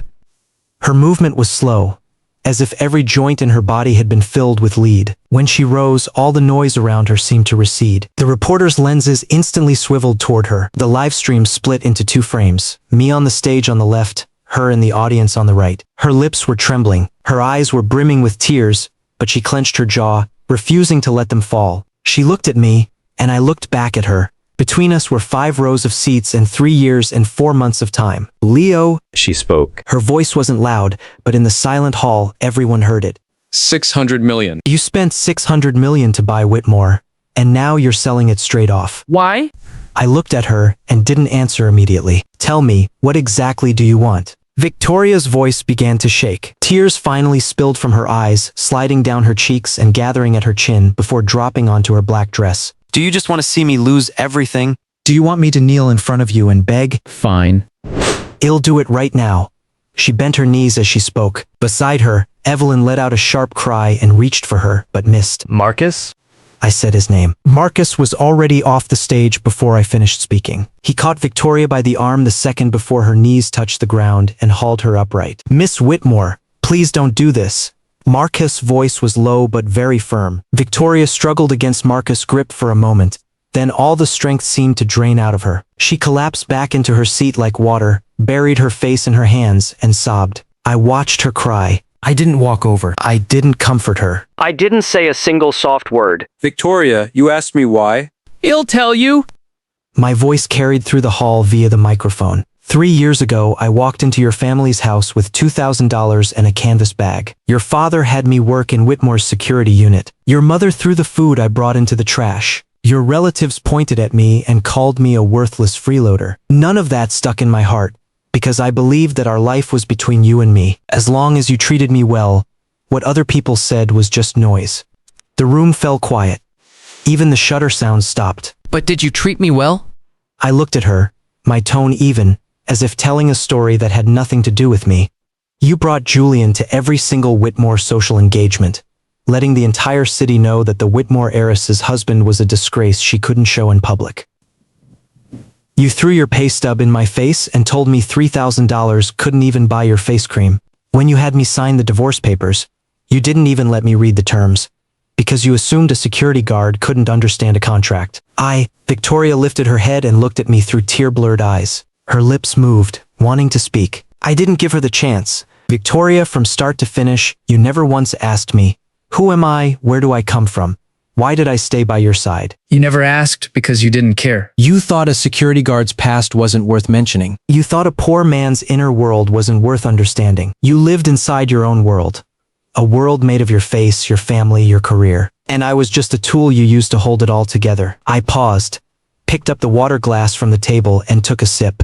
The water was lukewarm, but lukewarm water somehow made you feel more awake. You said I did this for revenge. Fine, I admit it. I had a personal stake, but selling Whitmore has nothing to do with revenge. Whitmore was rotted to the bone under your father. Off-balance sheet debt, fraudulent guarantees, financial misrepresentation. Any legitimate institution doing due diligence would reach the same conclusion. This company cannot be saved. I'm selling Whitmore because it's the most responsible thing I can do for its 400 employees. Meridian Realty will retain all positions. They've committed to no layoffs and no pay cuts for 2 years. I closed the document in front of me and straightened up. As for the $600 million selling price, it's roughly equal to my acquisition cost. I'm not making a single cent on this deal. In fact, I'm out the cost of the short operation and the legal team's fees. You could say I spent 3 years and lost a few million just to allow Whitmore to disappear with a little dignity. When I finished speaking, the entire press hall was utterly silent. Victoria sat in the front row. Her tears had stopped. She stared straight at me, and there was nothing in her eyes, an emptiness like a frozen pond. One last thing. I pulled a folded slip of paper from my pocket, unfolded it, and held it up. It was a pay stub. The paper was slightly creased, the fold lines deep, but the printed text was still clear. Bayview Properties, Security Department. Security team leader, payable $3,000 even. Victoria, this is the pay stub you threw in my face. I've kept it all this time. I held it high enough for everyone to see. I didn't keep it out of bitterness. Quite the opposite. I'm grateful for it. Grateful that it reminded me of what I looked like at my lowest. Grateful that it taught me that in some people's eyes, a person's worth is just the number at the end of their monthly salary. I folded the pay stub and placed it back in my pocket. This press conference is concluded. Thank you all. I turned and stepped down from the podium. A deafening wave of noise erupted behind me. Reporters surged toward the stage, shouting my name, shouting, "Mr. Leo, please say more." Security personnel linked arms, forming a human wall to hold back the tide. I didn't look back. Marcus followed close behind me. "The Meridian people are waiting in the adjoining conference room to sign," he said quietly. Also, your father's secretary called again. He asked if you're coming back to Boston tonight. Tell him I'll be back tomorrow. I pushed through a side door and entered the staff corridor. The hallway was quiet, a different world from the chaos outside. I had walked maybe 20 paces when I heard the rapid clack of high heels behind me, and then Victoria's voice. "Leo, stop right there." Her voice was raw, as if her throat were packed with sand. I didn't stop. "Leo," I said, "stop." The sound of high heels drew closer, and then a hand grabbed my sleeve. I stopped and turned around. Victoria stood before me, her face wet, her eyes red, the fingers gripping my sleeve trembling. What you said, all those things, she was panting. Are they true? Julian really was sent by you? I looked at her. This face was the first thing I had seen every morning for 3 years. When she slept, her brow would furrow slightly, as if she were worrying about something even in her dreams. I had once thought that was endearing. Later, I realized it was just her natural expression. She was never worrying about me. Her worries belonged to Whitmore, to her career, to her own future. I had never appeared on her list of concerns. The Julian matter is true. I removed her hand from my sleeve, but as I said, it doesn't matter. What matters is you. Everything you did to me over these 3 years, no one else forced you to do any of it. Victoria's hand dropped limply to her side. She lowered her head, and her shoulders began to shake violently. I was wrong, her voice broke into pieces. "Leo, I was wrong. Can you give me another chance?" The fluorescent lights in the corridor were white, blindingly white. She stood beneath that white light, crying like a lost child. I was silent for a long time, long enough that footsteps sounded at the end of the hallway. It was Marcus and 2 assistants. They saw Victoria and me standing together and stopped at a distance, not approaching. "Victoria." I finally spoke, my voice very quiet. What exactly do you think you did wrong? She lifted her head and looked at me through a blur of tears. I was wrong in how I treated you. I shouldn't have looked down on you. You still don't understand. I shook my head. Your mistake wasn't in looking down on me. Your mistake was in dividing people into ranks. Before I was a security guard, so you looked down on me from above. Now you've found out I'm not a security guard, so you want me back. But think about this. If the next person you meet really is an ordinary man, will you still treat him the same way? Victoria's mouth opened and she couldn't answer. You won't? I answered for her. Because in your heart, people are just high or low. Until that idea changes, you'll keep falling into the same pit. I turned and continued walking down the corridor. Leo. She called after me. Did you really never love me at all? I stopped. I had asked myself that question many times on the way to Savannah. The answer lay on that rainy night 3 years ago. She had crouched beside her sports car, her hair plastered wetly to her face. I finished tightening the wrench, looked up, and she said thank you, and then she pulled an umbrella from her car and handed it to me. It was a very ordinary black folding umbrella, with the Whitmore Group logo on the handle. She held it over me while keeping half her own body in the rain, laughing. You can't get sick. If you're sick, who's going to open the garage door for me tomorrow? That was the last honest thing she ever said to me. Everything after that had slid downhill. I didn't answer her question. I pushed open the fire exit door and walked out. The door slammed shut behind me, heavy and final, shutting everything on the other side. The crying, the questions, the 3 irretrievable years inside that corridor. By the afternoon after the press conference, my name was the #1 trending topic across every online platform in the country. The billionaire Leo hung at the top of the trending charts for an entire day and night, surpassing 2 billion views. Every major financial outlet and independent media account was frantically digging into my background. William Ashford's only son, sole heir to Ashford Capital, graduate of the Wharton School at the University of Pennsylvania, vanished from public view 3 years ago, only to resurface having worked for 3 years as a security guard in some residential complex in Savannah. The content farms churned out one absurd headline after another. Hes worth billions but worked 3 years as a security guard just to win a bet with his father. Whitmore Harris throws husband out of the house. 3 months later, she's begging him to come back. From security team leader to billionaire CEO in just 7 days. Marcus handed me his phone while I sat on the sofa in my hotel suite, paging through the just-signed acquisition contract with Meridian Realty. Leo, you're now the subject of national conversation. There was a barely perceptible trace of amusement in Marcus' voice. Of the top 10 trending topics, 7 are related to you. Let them talk. I closed the contract and set it on the coffee table. They'll move on to the next topic soon enough. It might not be that fast. Marcus handed me another document. This is a draft press release from Ashford Capital's PR department about your 3 years in Savannah. They need you to confirm a few details. Also, there's a message from your father. What's the message? Your father says that when you left, you took only $2,000 in cash and your ID card. Now that the 3-year deadline is up, he's asking if you've spent all of that $2,000 yet. I paused, then couldn't help but let out a genuine laugh. It was the first real laugh I'd had in 3 years. Tell him I have $45 left. Marcus laughed too, jotted a note on his pad, and left the room. I sat alone on the sofa. Outside the window, the Savannah sunset was painting the entire city a deep orange.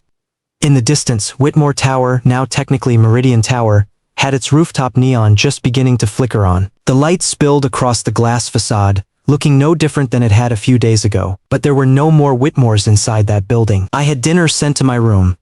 I ate alone, took a shower, changed into pajamas, and lay on the king-sized bed scrolling through my phone. The trending charts were still exploding. The hashtag The Billionaire Leo now had Whitmore bankruptcy and Victoria Whitmore trailing behind it. I swiped through a few posts and saw a short video some account had cut, a transition of me going from a security guard uniform into a suit, set to a high-energy electronic track, the title reading, 3 years honing the blade. The ultimate live-in son-in-law strikes back. I smiled and tossed the phone aside. There had never been any striking back. It had all been my own choices from the very beginning. I chose to leave Boston. I chose to come to Savannah. I chose to become a security guard. I chose to stay beside Victoria. Every step had been my own. Only from the outside people saw a strike back. What they didn't see was the cost behind the choices. And the cost was this. I was now lying in the king bed of a 5-star hotel suite, a floor-to-ceiling window and a river view in front of me, and not a single person beside me. Not out of self-pity, it just struck me that these 3 years had felt like a very long dream. In that dream, I'd spent $2,000 down to $45, worn the skin of a security guard until it grew into my bones, and dragged a loveless marriage to its final day. Now the dream was over, and I had to go back and be the heir to a multi-billion-dollar empire. But whether that heir was even the same Leo who had boarded the slow train 3 years ago, I wasn't entirely sure myself. Forget it. No point in thinking about it. The next morning, the car Marcus arranged drove me to the Savannah airport. The Ashford Gulfstream G650 was parked on the executive apron, its silver-white fuselage gleaming blindingly in the sunlight. Leo, everything is arranged on the Boston side. Your father's car will pick you up directly at the airport. Marcus handed me my boarding pass and a hot Americano. Also, there's something I think you should know. What is it? This morning, Victoria was admitted to Savannah General Hospital. My fingers paused. The coffee cup stopped midway to my lips.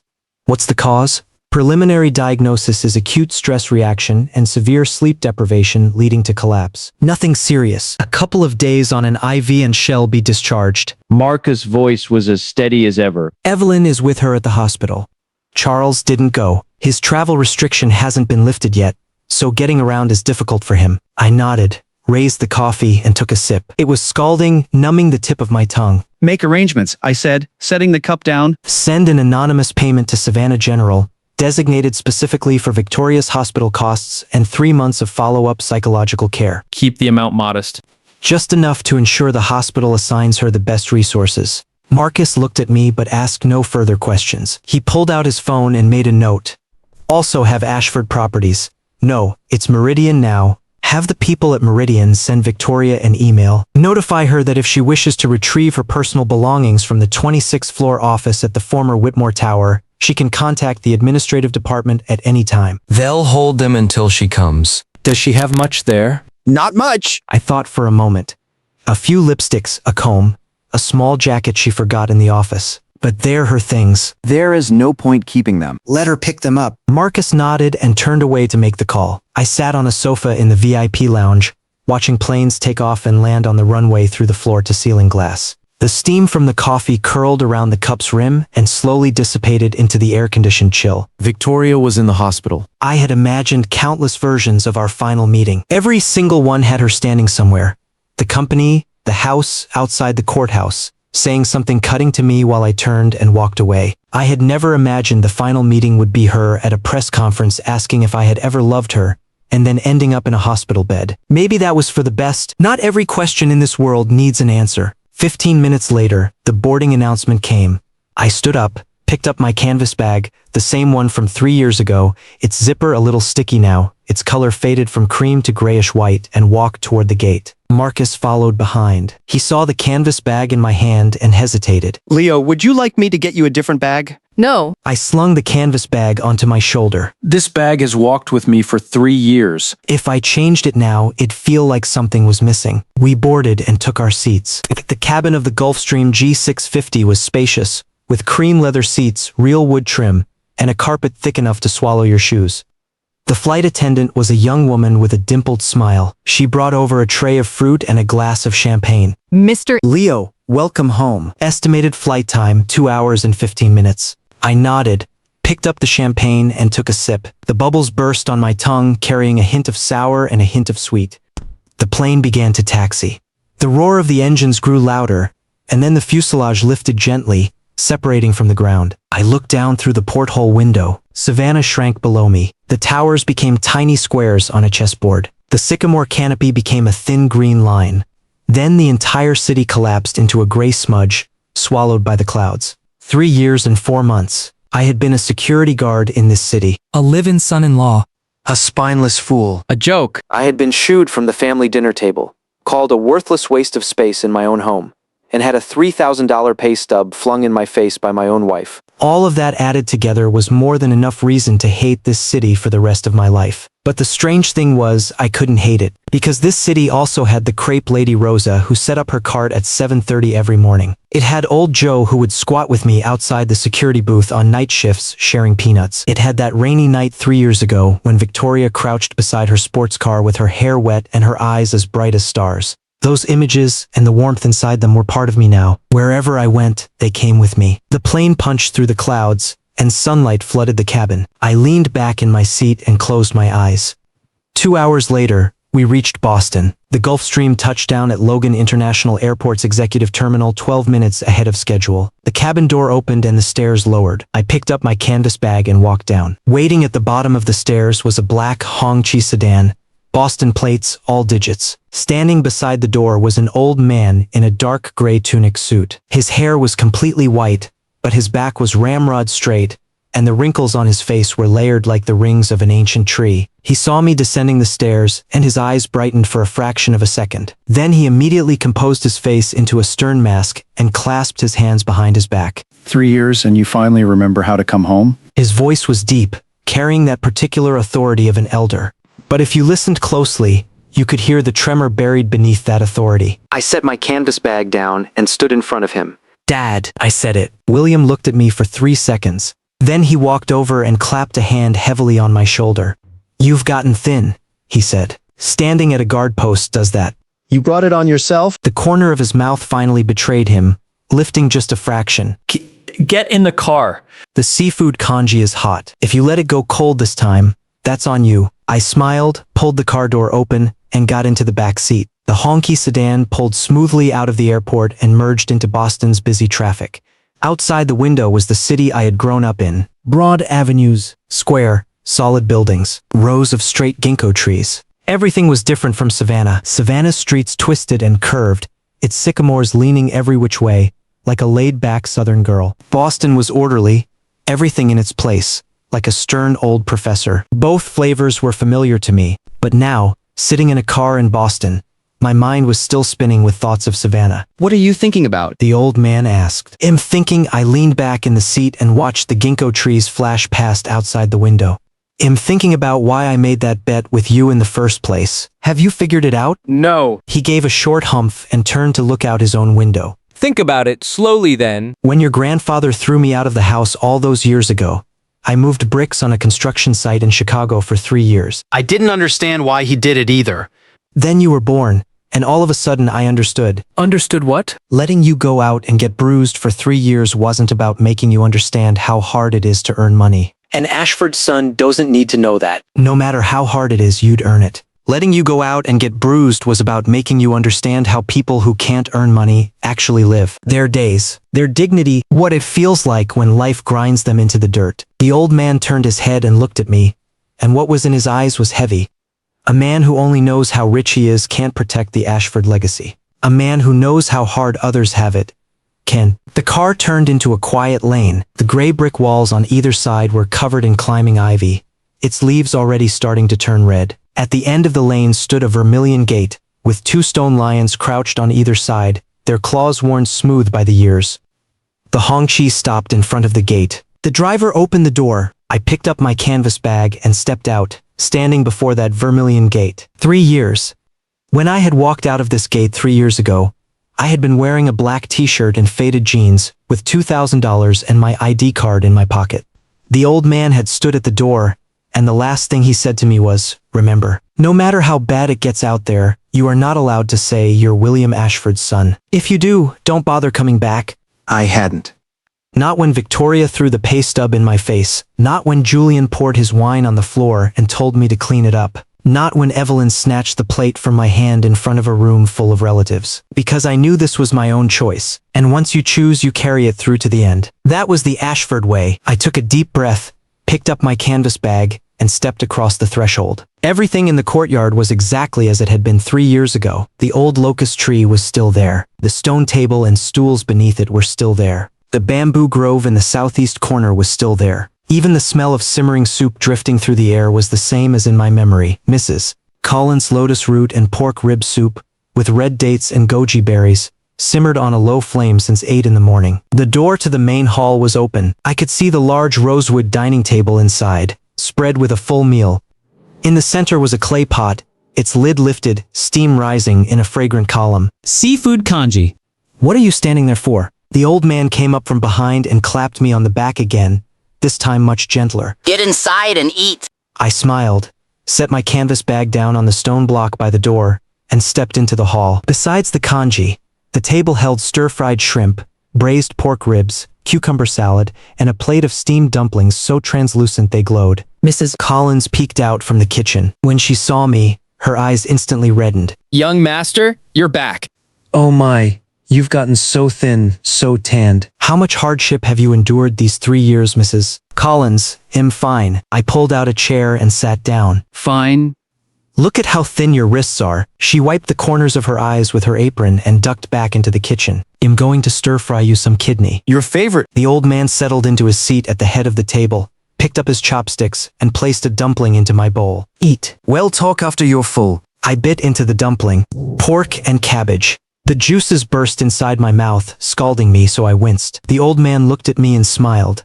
A smile that was very light and very faint, but it was real. It occurred to me then that the seafood congee had been reheated 3 times.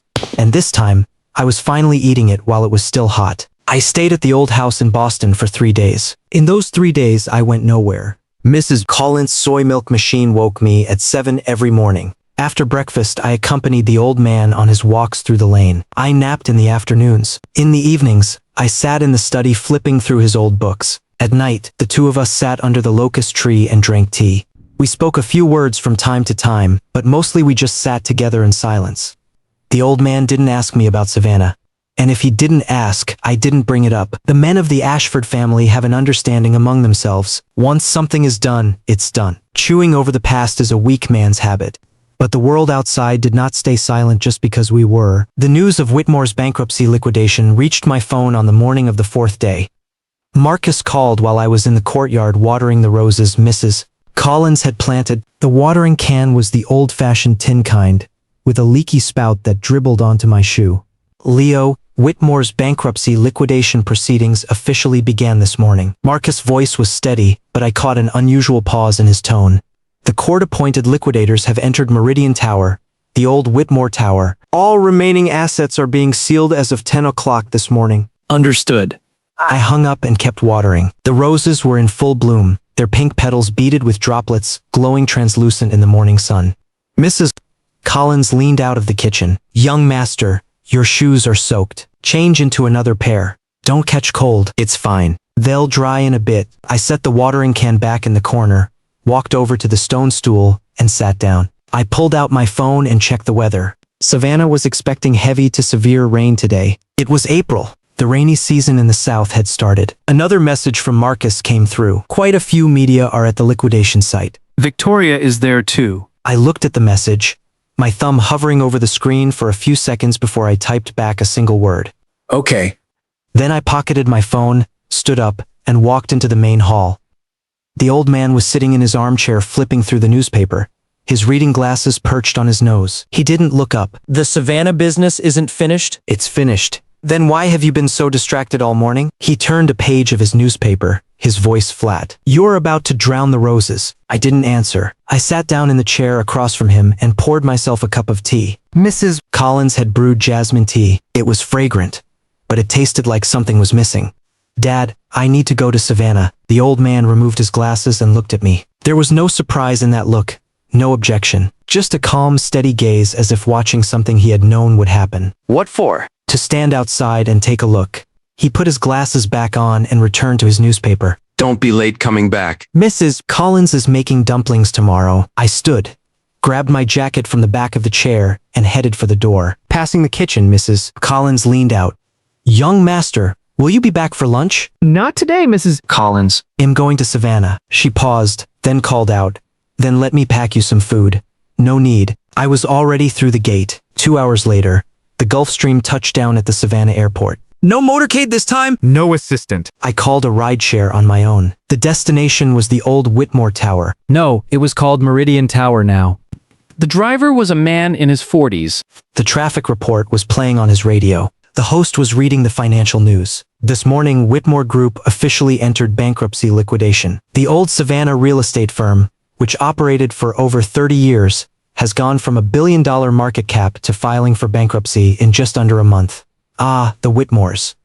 The driver shook his head and spoke to me through the rearview mirror. Hey, you heard about this? That son-in-law of the Whitmore heiress, the one everyone thought was broke, turned out to be a secret billionaire. Is that wild or what? The guy the whole world thought was a nobody was actually the richest one all along. They couldn't write this stuff for TV. It's pretty wild, I said. Rain began to dot the windshield. The drops were sparse at first, streaking lazily across the glass. The sycamores along the street were glistening wet, their leaves even greener than when I had left a week ago.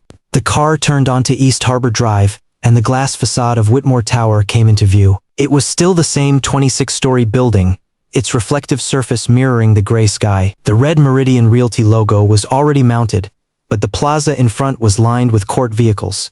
Yellow and white caution tape stretched across. Can't get any closer, buddy. You'll have to hop out here. The driver pulled over. I paid and pushed the door open. The rain hit me, cool and much softer than Boston's wind. A crowd had already gathered in the plaza. There were reporters with video cameras, bystanders huddled under umbrellas, and a few men in the old Whitmore work uniforms, likely former employees, standing silently outside the tape and staring at the building. Their expressions were complicated. Not grief, not anger, more like bidding farewell to an old friend you'd spent half a lifetime with. I stood at the edge of the crowd, not pushing forward.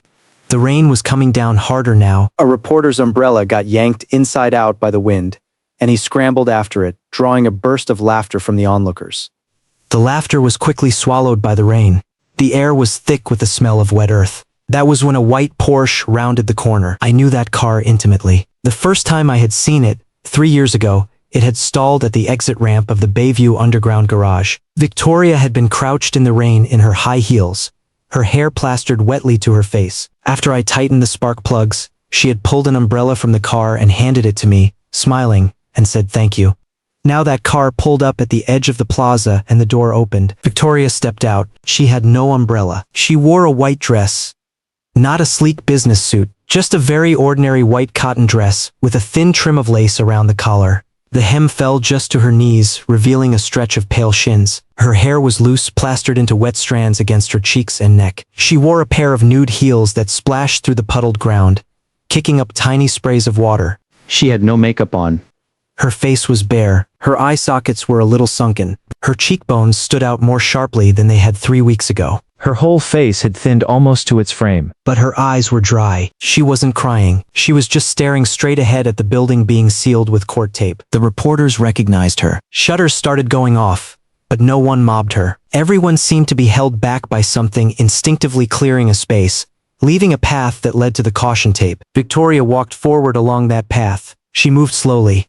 Her heels knocked against the terrazzo in sharp clicks, each step planted and steady, as if she were walking a path she had walked 1,000 times. And she had. She had walked into this building her whole life. From a little girl in pigtails to Whitmore's CFO, from a middle schooler in uniform to a bride in a white wedding gown. She had held my hand that day and led me into this building, proudly saying, "This is my family's company." I stood outside the crowd, watching her. The rain curtain blurred her shape. The white dress became a wisp of glowing haze in the mist. She reached the caution tape and stopped. A uniformed officer came over and said something to her quietly, probably telling her the area was sealed and to please keep back. She nodded. She didn't argue. She didn't try to push through. She just stood quietly outside that yellow and white tape, tilting her head up to look at the 26-story glass tower. Rain streamed down the glass facade, the water trails running from the 26th floor all the way to the first, as if the entire building were weeping. She stood there, perfectly still. The murmurs and shutter clicks around her seemed to be walled off by the rain into another world. She stood on one side of the caution tape, and across from her was the building her grandfather had built from nothing. Now it wore someone else's sign and court seals on its doors. 30 years of a family legacy had drawn its period on her watch. I stood outside the crowd watching her. The image of her crouched in the rain 3 years ago, and the image of her standing in the rain now overlapped in my mind, and I couldn't tell which was the beginning and which was the end. She stood there for a very long time, long enough that the onlookers began to stir, long enough that 2 reporters tried to push through to interview her and were held back by the people beside them, long enough that the rain cycled from heavy to light and back to heavy twice. Then she moved. She didn't go back to her car. She suddenly turned and walked toward the fire exit on the side of the building. There was a steel door there that led to the roof. I had taken it once when I was a security guard working the night shift. Charles had ordered me to check the fire water tank on the roof. It was the middle of winter, and the wind on that roof had nearly frozen my ears off. "What's she doing?" Someone muttered. My heart seized hard. I pushed through the crowd and walked quickly toward the fire exit. Halfway there, Victoria had already pushed the steel door open. It was normally locked, but today the liquidation crew must have left it unlatched. She gathered her skirt and ducked inside. I was nearly running across the plaza by now. At the fire exit door, I looked up. The stairwell echoed with the sound of high heels hammering against iron steps, rapid and fragmented, like a messy drum roll. I started climbing. 26 floors. The stairwell lights were sound activated. Every floor I reached, I stomped my foot and the lights flickered on and off, my shadow stretching and contracting and stretching against the walls. The sound of high heels grew fainter and further away. By the 20th floor, I could barely hear them. My legs started burning. My lungs felt like they'd been filled with chilly water. I hadn't exercised properly in 3 years. I'd spent those 3 years standing guard in the underground parking garage of this building. My biggest daily workout had been 2 laps around the garage, 1 kilometer each, and my knees would go weak after that. Now, suddenly climbing 26 floors, every step was a reminder of those 3 years of neglect. But I didn't stop. On the 25th floor, I heard the roof door grate open, its rusted hinges screeching. Then a blast of wind roared in, carrying the smell of rain. I clenched my jaw and sprinted up the last flight of stairs, shoving through the roof door. Wind and rain hammered my face, icy and stinging. I stood on the concrete roof, gasping, rainwater pouring into my mouth and streaming down my collar. The roof was mostly empty. A few rusted air conditioning units, a tangle of abandoned utility pipes. The view was staggeringly open. All of Savannah lay beneath me. The river snaked through the city in the distance like a yellow ribbon, the cargo ships on it as small as matchboxes. Victoria stood at the edge of the roof. She had her back to me, barely 2 steps from the ledge. The white dress was plastered to her body by the wind, the soaked hem dripping rhythmically. Her heels rested on the waterproofing layer, her toes less than half a yard from the low parapet wall. Rainwater streamed down her hair, her shoulders, her fingers. She looked like a sculpture abandoned in a storm. Victoria. I said her name. It wasn't loud, but I knew she could hear me. Her shoulders moved slightly, but she didn't turn around. Don't come any closer. Her voice was unnaturally calm. Leo, I know it's you. Don't come any closer. I stood about 10 yards away. I didn't step forward. I didn't step back. The rain filled every inch of air between us, every droplet speaking on our behalf. I'm not here to stop you. My voice scattered a little in the wind. If you want to jump, I can't stop you. When have you ever listened to me in 3 years? She didn't respond. I just want to tell you a few things. I shoved my hands into my soaked pockets and forced my voice to stay level. First, Whitmore's bankruptcy liquidation has nothing to do with you. Your father's off-balance sheet guarantees, fraudulent guarantees, financial misrepresentation, all of that happened while you were still in college. You kept Whitmore's books clean. You were the most honest CFO in Savannah. No one can deny that. Her shoulders began to shake. Not from cold. From hearing a single honest sentence after holding herself together for far too long. Second, your mother didn't come today because she spent all last night crying until her eyes swelled shut. Your father is at home watching her. Both of them are terrified you'll do something to yourself. Victoria, your parents did wrong by me, but they have never done wrong by you. If you jump from here, your mother's life is over. Your father still has 2 years left on his travel restriction. How do you expect him to walk into a bank with your ashes in an urn and negotiate a repayment plan? Victoria's hand came up and covered her mouth. I saw it clearly because, in the rain, her fingers were trembling violently. Third, I paused and drew a long breath. Third thing, I never sent Julian to pursue you. That sentence hit her back like a needle! She spun around. Rain smeared across her face, indistinguishable from tears. What? What did you say? Her voice was shaking terribly. In my office that day, when I made Julian confess in front of you that everything had been orchestrated by me, that was a lie. That whole performance was one I made Julian put on. The script was mine. The recording was mine. I looked at her, rain streaming down my forehead and blurring my vision, but I didn't wipe it away. The day you brought Julian home, I did glance down from behind the curtain. But I didn't arrange for him to pursue you. I didn't even know who he was until he showed up in my dining room. I looked into his background and found the Barrett family's capital chain was about to snap. He just happened to need the Whitmore money. I used that information gap and made him perform a confession scene, so you could feel what it's like to be betrayed by someone you trusted. Victoria stood frozen, her mouth slightly open, rainwater falling into it without any reaction. Julian's betrayal of you was genuine? He wasn't my man. He was just someone who saw an opportunity in you, took it, and ran when it was gone. Men like that are everywhere in the business world.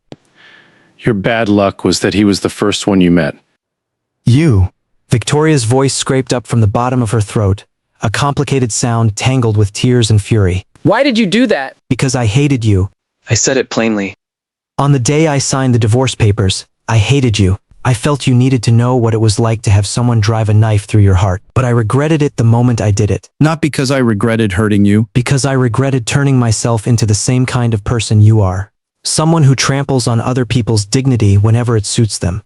Silence. The wind on the roof howled. The rain roared. In the distance, a ship's horn on the river sounded, a low, muffled moan pushing through the rain. Victoria stepped backward.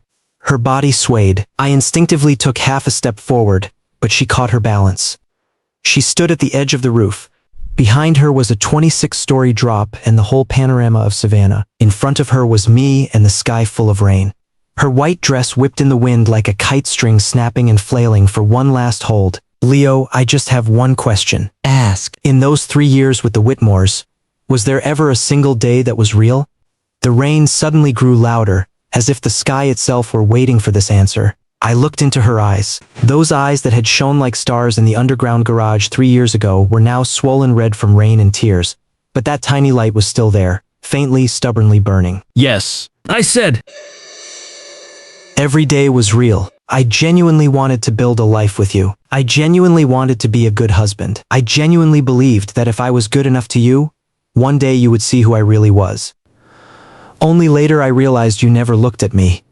What you saw wasn't me. It was the security guard making $3,000 a month, a tool you could dispose of whenever it suited you. Victoria closed her eyes. Rainwater rolled off her lashes and down her cheeks into the corners of her mouth. Her lips were trembling. Her whole face was trembling. Her entire body seemed to lose its last shred of strength. And then she bent over and crouched down on the ground. Not fainting. Not breaking down. Just a simple, ordinary crouching motion. She wrapped her arms around her knees and pressed her forehead to them, curling herself into the smallest possible shape. The rain hammered her arched back. The white dress clung to her spine, the outline of every bone clearly visible. The way she crouched was exactly the same as the way she had crouched beside her sports car 3 years ago. Only that time she had been waiting for me to fix her car. This time, there was nothing left for me to fix. I stood where I was. I didn't walk over. I didn't leave. The rain soaked me through. My suit jacket absorbed the water and grew heavy. My tie was a rope around my neck.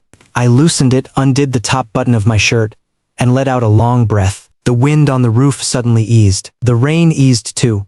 The torrent that had been hammering down moments ago turned into a fine drizzle. The air smelled of rain-washed clarity, mixed with the scent of wet concrete and rust. I saw Victoria's shoulder move. Then her right hand reached out, slowly trembling, her fingers stretching toward the concrete in front of her.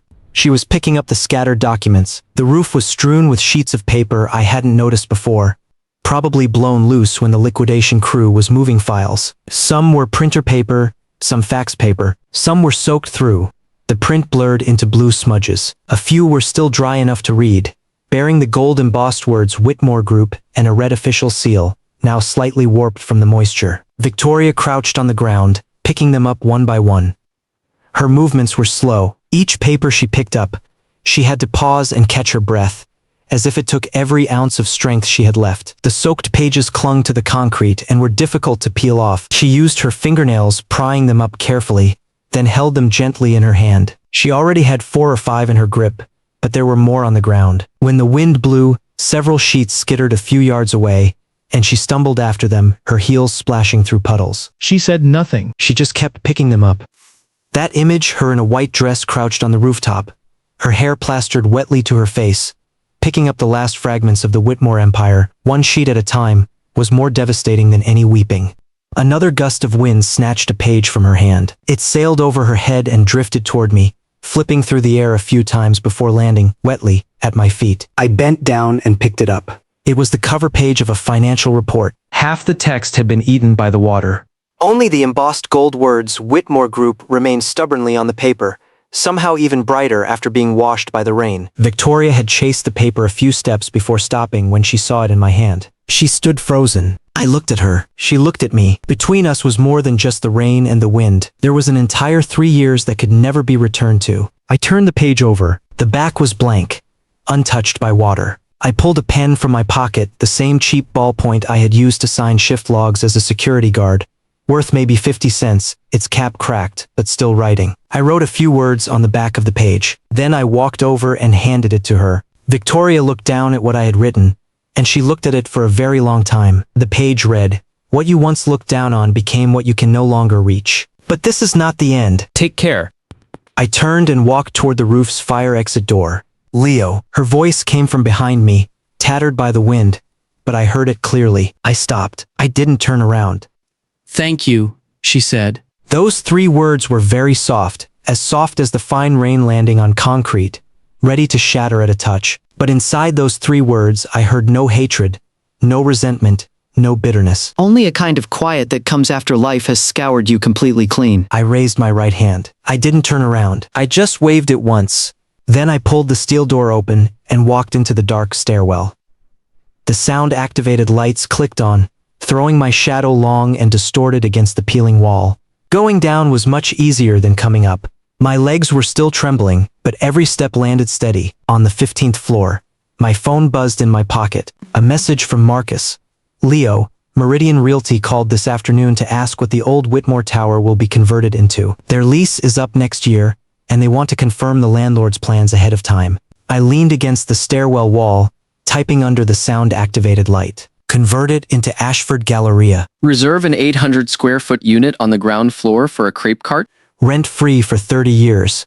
Marcus' reply took a full 10 seconds to come through. "A crepe cart?" Yes!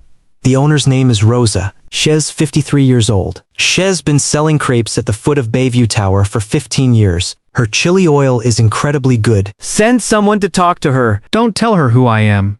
Marcus was quiet for a moment, then replied with a single word. Okay. I put my phone back in my pocket and kept walking. By the time I stepped out of the fire exit, the rain had mostly stopped. A crack had opened in the sky, and sunlight was spilling through, laying a pale gold sheen over the wet pavement. The crowd in the plaza had thinned to almost nothing. 2 reporters were still squatting by the caution tape, scrolling through their phones. When they saw me emerge from the fire exit, they froze for a second, then scrambled to raise their cameras. I ignored them and walked toward the street. Passing the white Porsche, I paused for 1 second. On the windshield was a parking permit, still the Bayview Properties underground garage permit, number 003. The 001 and 002 spots in the Bayview garage were reserved for the group executives. 003 was the best visitor spot. When I worked security, every time I saw this car pull, I used to block off the adjacent spaces so no one would ding her doors. I was the one who had issued her that parking permit. The day I'd done it, she had said thank you to me, something she rarely did, and then driven into her spot and walked into the elevator without looking back. I pulled my eyes away and kept walking. The rideshare was already at the curb, in the same area where I had been dropped off. I pulled the door open, got in, and told the driver my destination, the Savannah Airport. The car pulled away. The rain-washed city slid backward past my window. The sycamore trees, the crepe cart, the entrance to the Bayview underground garage. One by one, they disappeared into the rearview mirror. The radio in the car had changed stations and was playing a very old song. I will remember your face clearly. I will cherish the thoughts you've given me. These days will never be erased from my heart. I leaned back in the seat and closed my eyes. 3 years. The space between these 2 plane rides had stretched 3 years. From a broke kid on a slow train carrying a canvas bag to a bystander on a rooftop picking up the last scrap of paper. Everything in between had been filled with all my laughter and tears, my humiliation and dignity, my weakness and resolve. Whether it had been worth it, I couldn't quite say. But I didn't regret it. 1 year later, the South China Sea in May. The sky was as blue as a scrubbed canvas. Waves pushed white foam onto the reef in gentle layered rhythms. On the distant horizon, a few cargo ships crawled slowly along, like pieces on a chessboard nudged by an idle hand. I stood on the deck of an 82-foot white yacht, wearing linen trousers and a white short-sleeved t-shirt, barefoot. Beside me, a glass of whiskey on the rocks rested on the arm of a chair. The deck was warm underfoot from the sun, a solid, reassuring heat. Marcus emerged from the cabin carrying a folder. He wasn't wearing a suit today. He had changed into casual clothes similar to mine, his usual glasses swapped for sunglasses. He finally looked less like an investment banker ready to jump on a conference call at any second. "Leo, 3 things to confirm today," He flipped open the folder. Even the sunglasses couldn't hide the professional earnestness on his face. First Ashford Capital's first half results are out. Assets under management have surpassed 400 billion, up 38% year over year. Your father said he left the performance report on your study desk and asked you to look at it when you have a moment. Second, Ashford Galleria officially opened today. The Savannah project, the one built on the old Whitmore site, mall occupancy is at 97%. The unit A001 on the ground floor, that crepe cart, opened this morning. The line stretched from the main entrance all the way around to the underground parking ramp. It trended locally on 3 different platforms. I smiled and took a sip of my whiskey. The ice had mostly melted. The alcohol mellowed, but the taste was smoother. Is Rosa happy? Thrilled. She doesn't know you arranged it, but at the opening she told the press. There was this young security guard who used to come buy a crepe every morning. Then he stopped coming. I still miss him. That clip got cut into a short video and just passed 10 million views. I looked out at the horizon and said nothing. That young security guard really hadn't gone back to buy a crepe in a very long time. A full year since the day I left Savannah. Third thing. Marcus flipped to the last page of his folder, his tone becoming slightly measured. Victoria Whitmore called Ashford Capital's PR department this morning.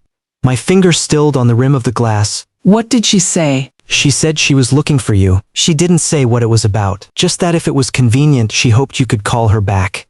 PR didn't dare agree, so they routed it to me. The sea breeze swept across the deck, rattling the papers in Marcus' folder. A seagull sailed overhead, cried twice, and winged off toward a distant reef. How has she been this past year? I asked. Marcus removed his sunglasses and handed me a newspaper. It was Today's edition. The second lead in the business section carried the headline, Former Whitmore CFO Victoria Whitmore launches tax and financial consulting firm, focusing on SME financial compliance. It was a small photo.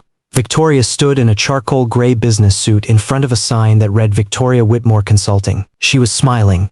A smile that was faint but steady. Her hair was cut shorter, just to her shoulders. She looked much healthier than when she had stood on that rooftop a year ago. Her cheeks had filled out a little. The dark hollows under her eyes were gone. I turned the newspaper over. On the back was a full-page ad. Ashford Galleria grand opening. Red background, gold lettering. Rosa's crepe cart was photographed front and center. One story on the front, one on the back. A coincidence that didn't feel like a coincidence. How is the firm doing? I handed the paper back. Early stage. 3 employees. 4 desks in a shared office space in the old textile mill district. Her clients are mainly small and micro businesses in Savannah. Her fees aren't high, but word of mouth is excellent.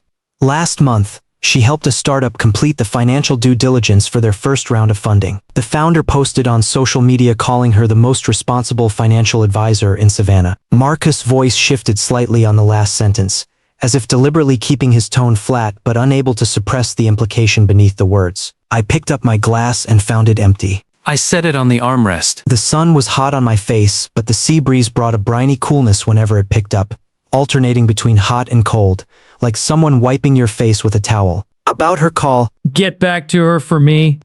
I stood and walked to the railing, looking down. The water was deep blue, clear enough to see schools of fish swimming yards below the surface. Tell her I'm not able to take her call right now. But thank her for reaching out. Marcus jotted a note without asking questions. Also, did you look into the things I asked about? I did. Charles Whitmore's travel restriction lifts next month. Has been working as a property consultant for an old friend's company. The pay isn't high, but it's enough for him and Evelyn to get by. Evelyn signed up for 3 classes at the Community Senior Center. Calligraphy, traditional painting, and line dancing. She won 2nd place in the community line dancing competition last month. Marcus flipped a page in his notebook. They're living in that old house in the textile mill district, the one from Evelyn's parents. It wasn't seized. The house is old, but they keep it very clean. Evelyn has a row of succulents on the balcony. I nodded. And Julian? The Barrett family went fully bankrupt at the end of last year. Julian is working as a salesman at his uncle's used car dealership. He started dating someone recently, a receptionist from the office building next door.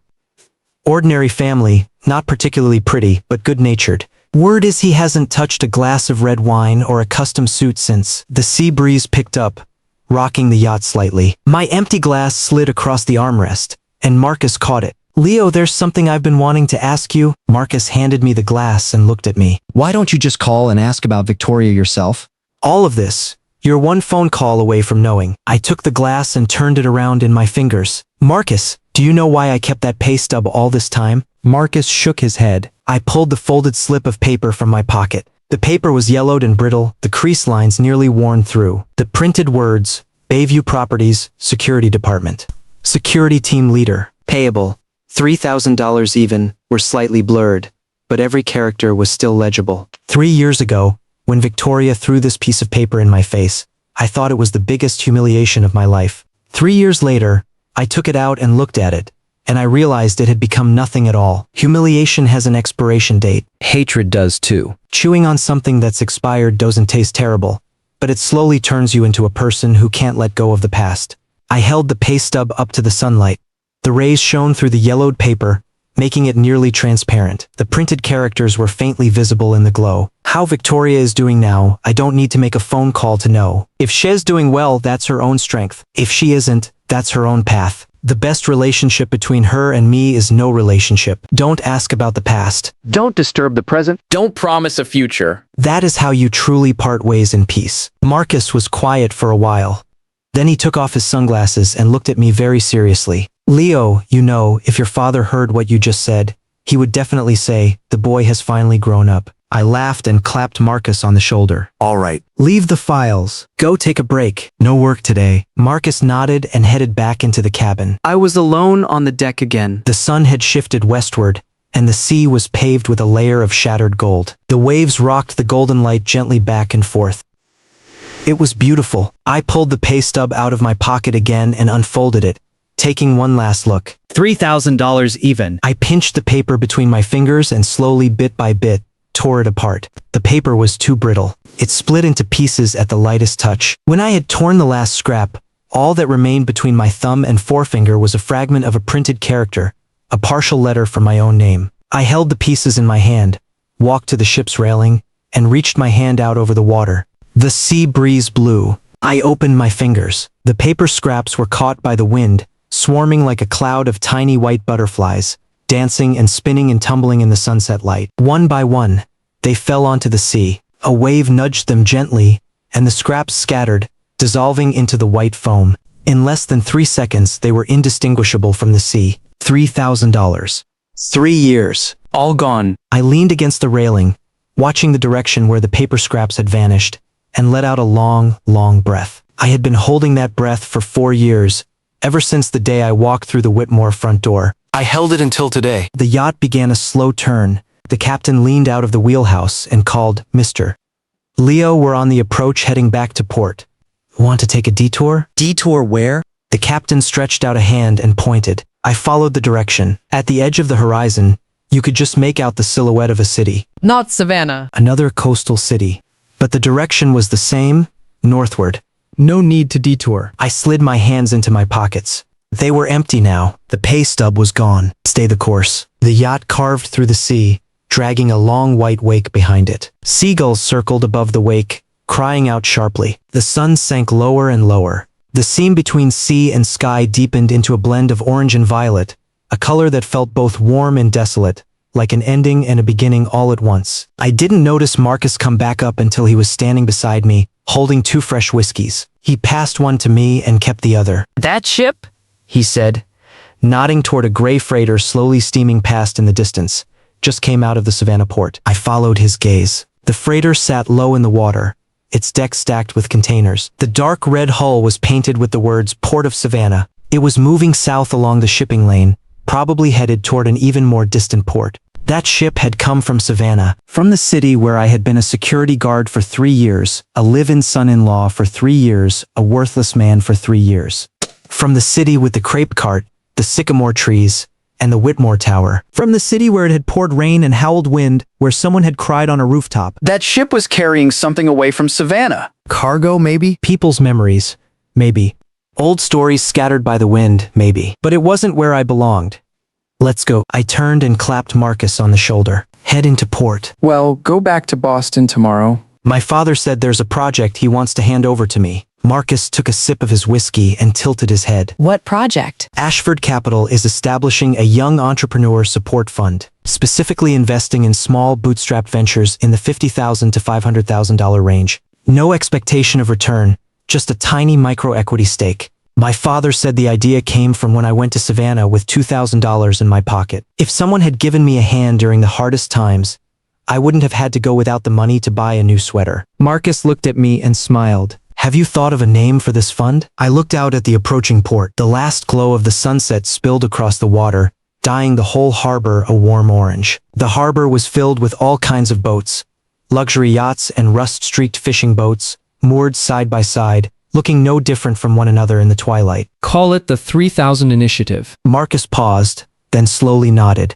The yacht eased into the harbor, its engines a low, steady rumble. The sea breeze pushed us from behind. The bow cut through the calm water, kicking up fine white spray on either side. The harbor drew closer. The lights on the shore were flicking on one by one, stringing together into a warm ribbon of light in the deepening dusk. I didn't look back. I didn't look again at the freighter that had come from Savannah. Let it sail on south. I was going back to my Boston, each of us on our own path, each of us with our own sea. That was for the best.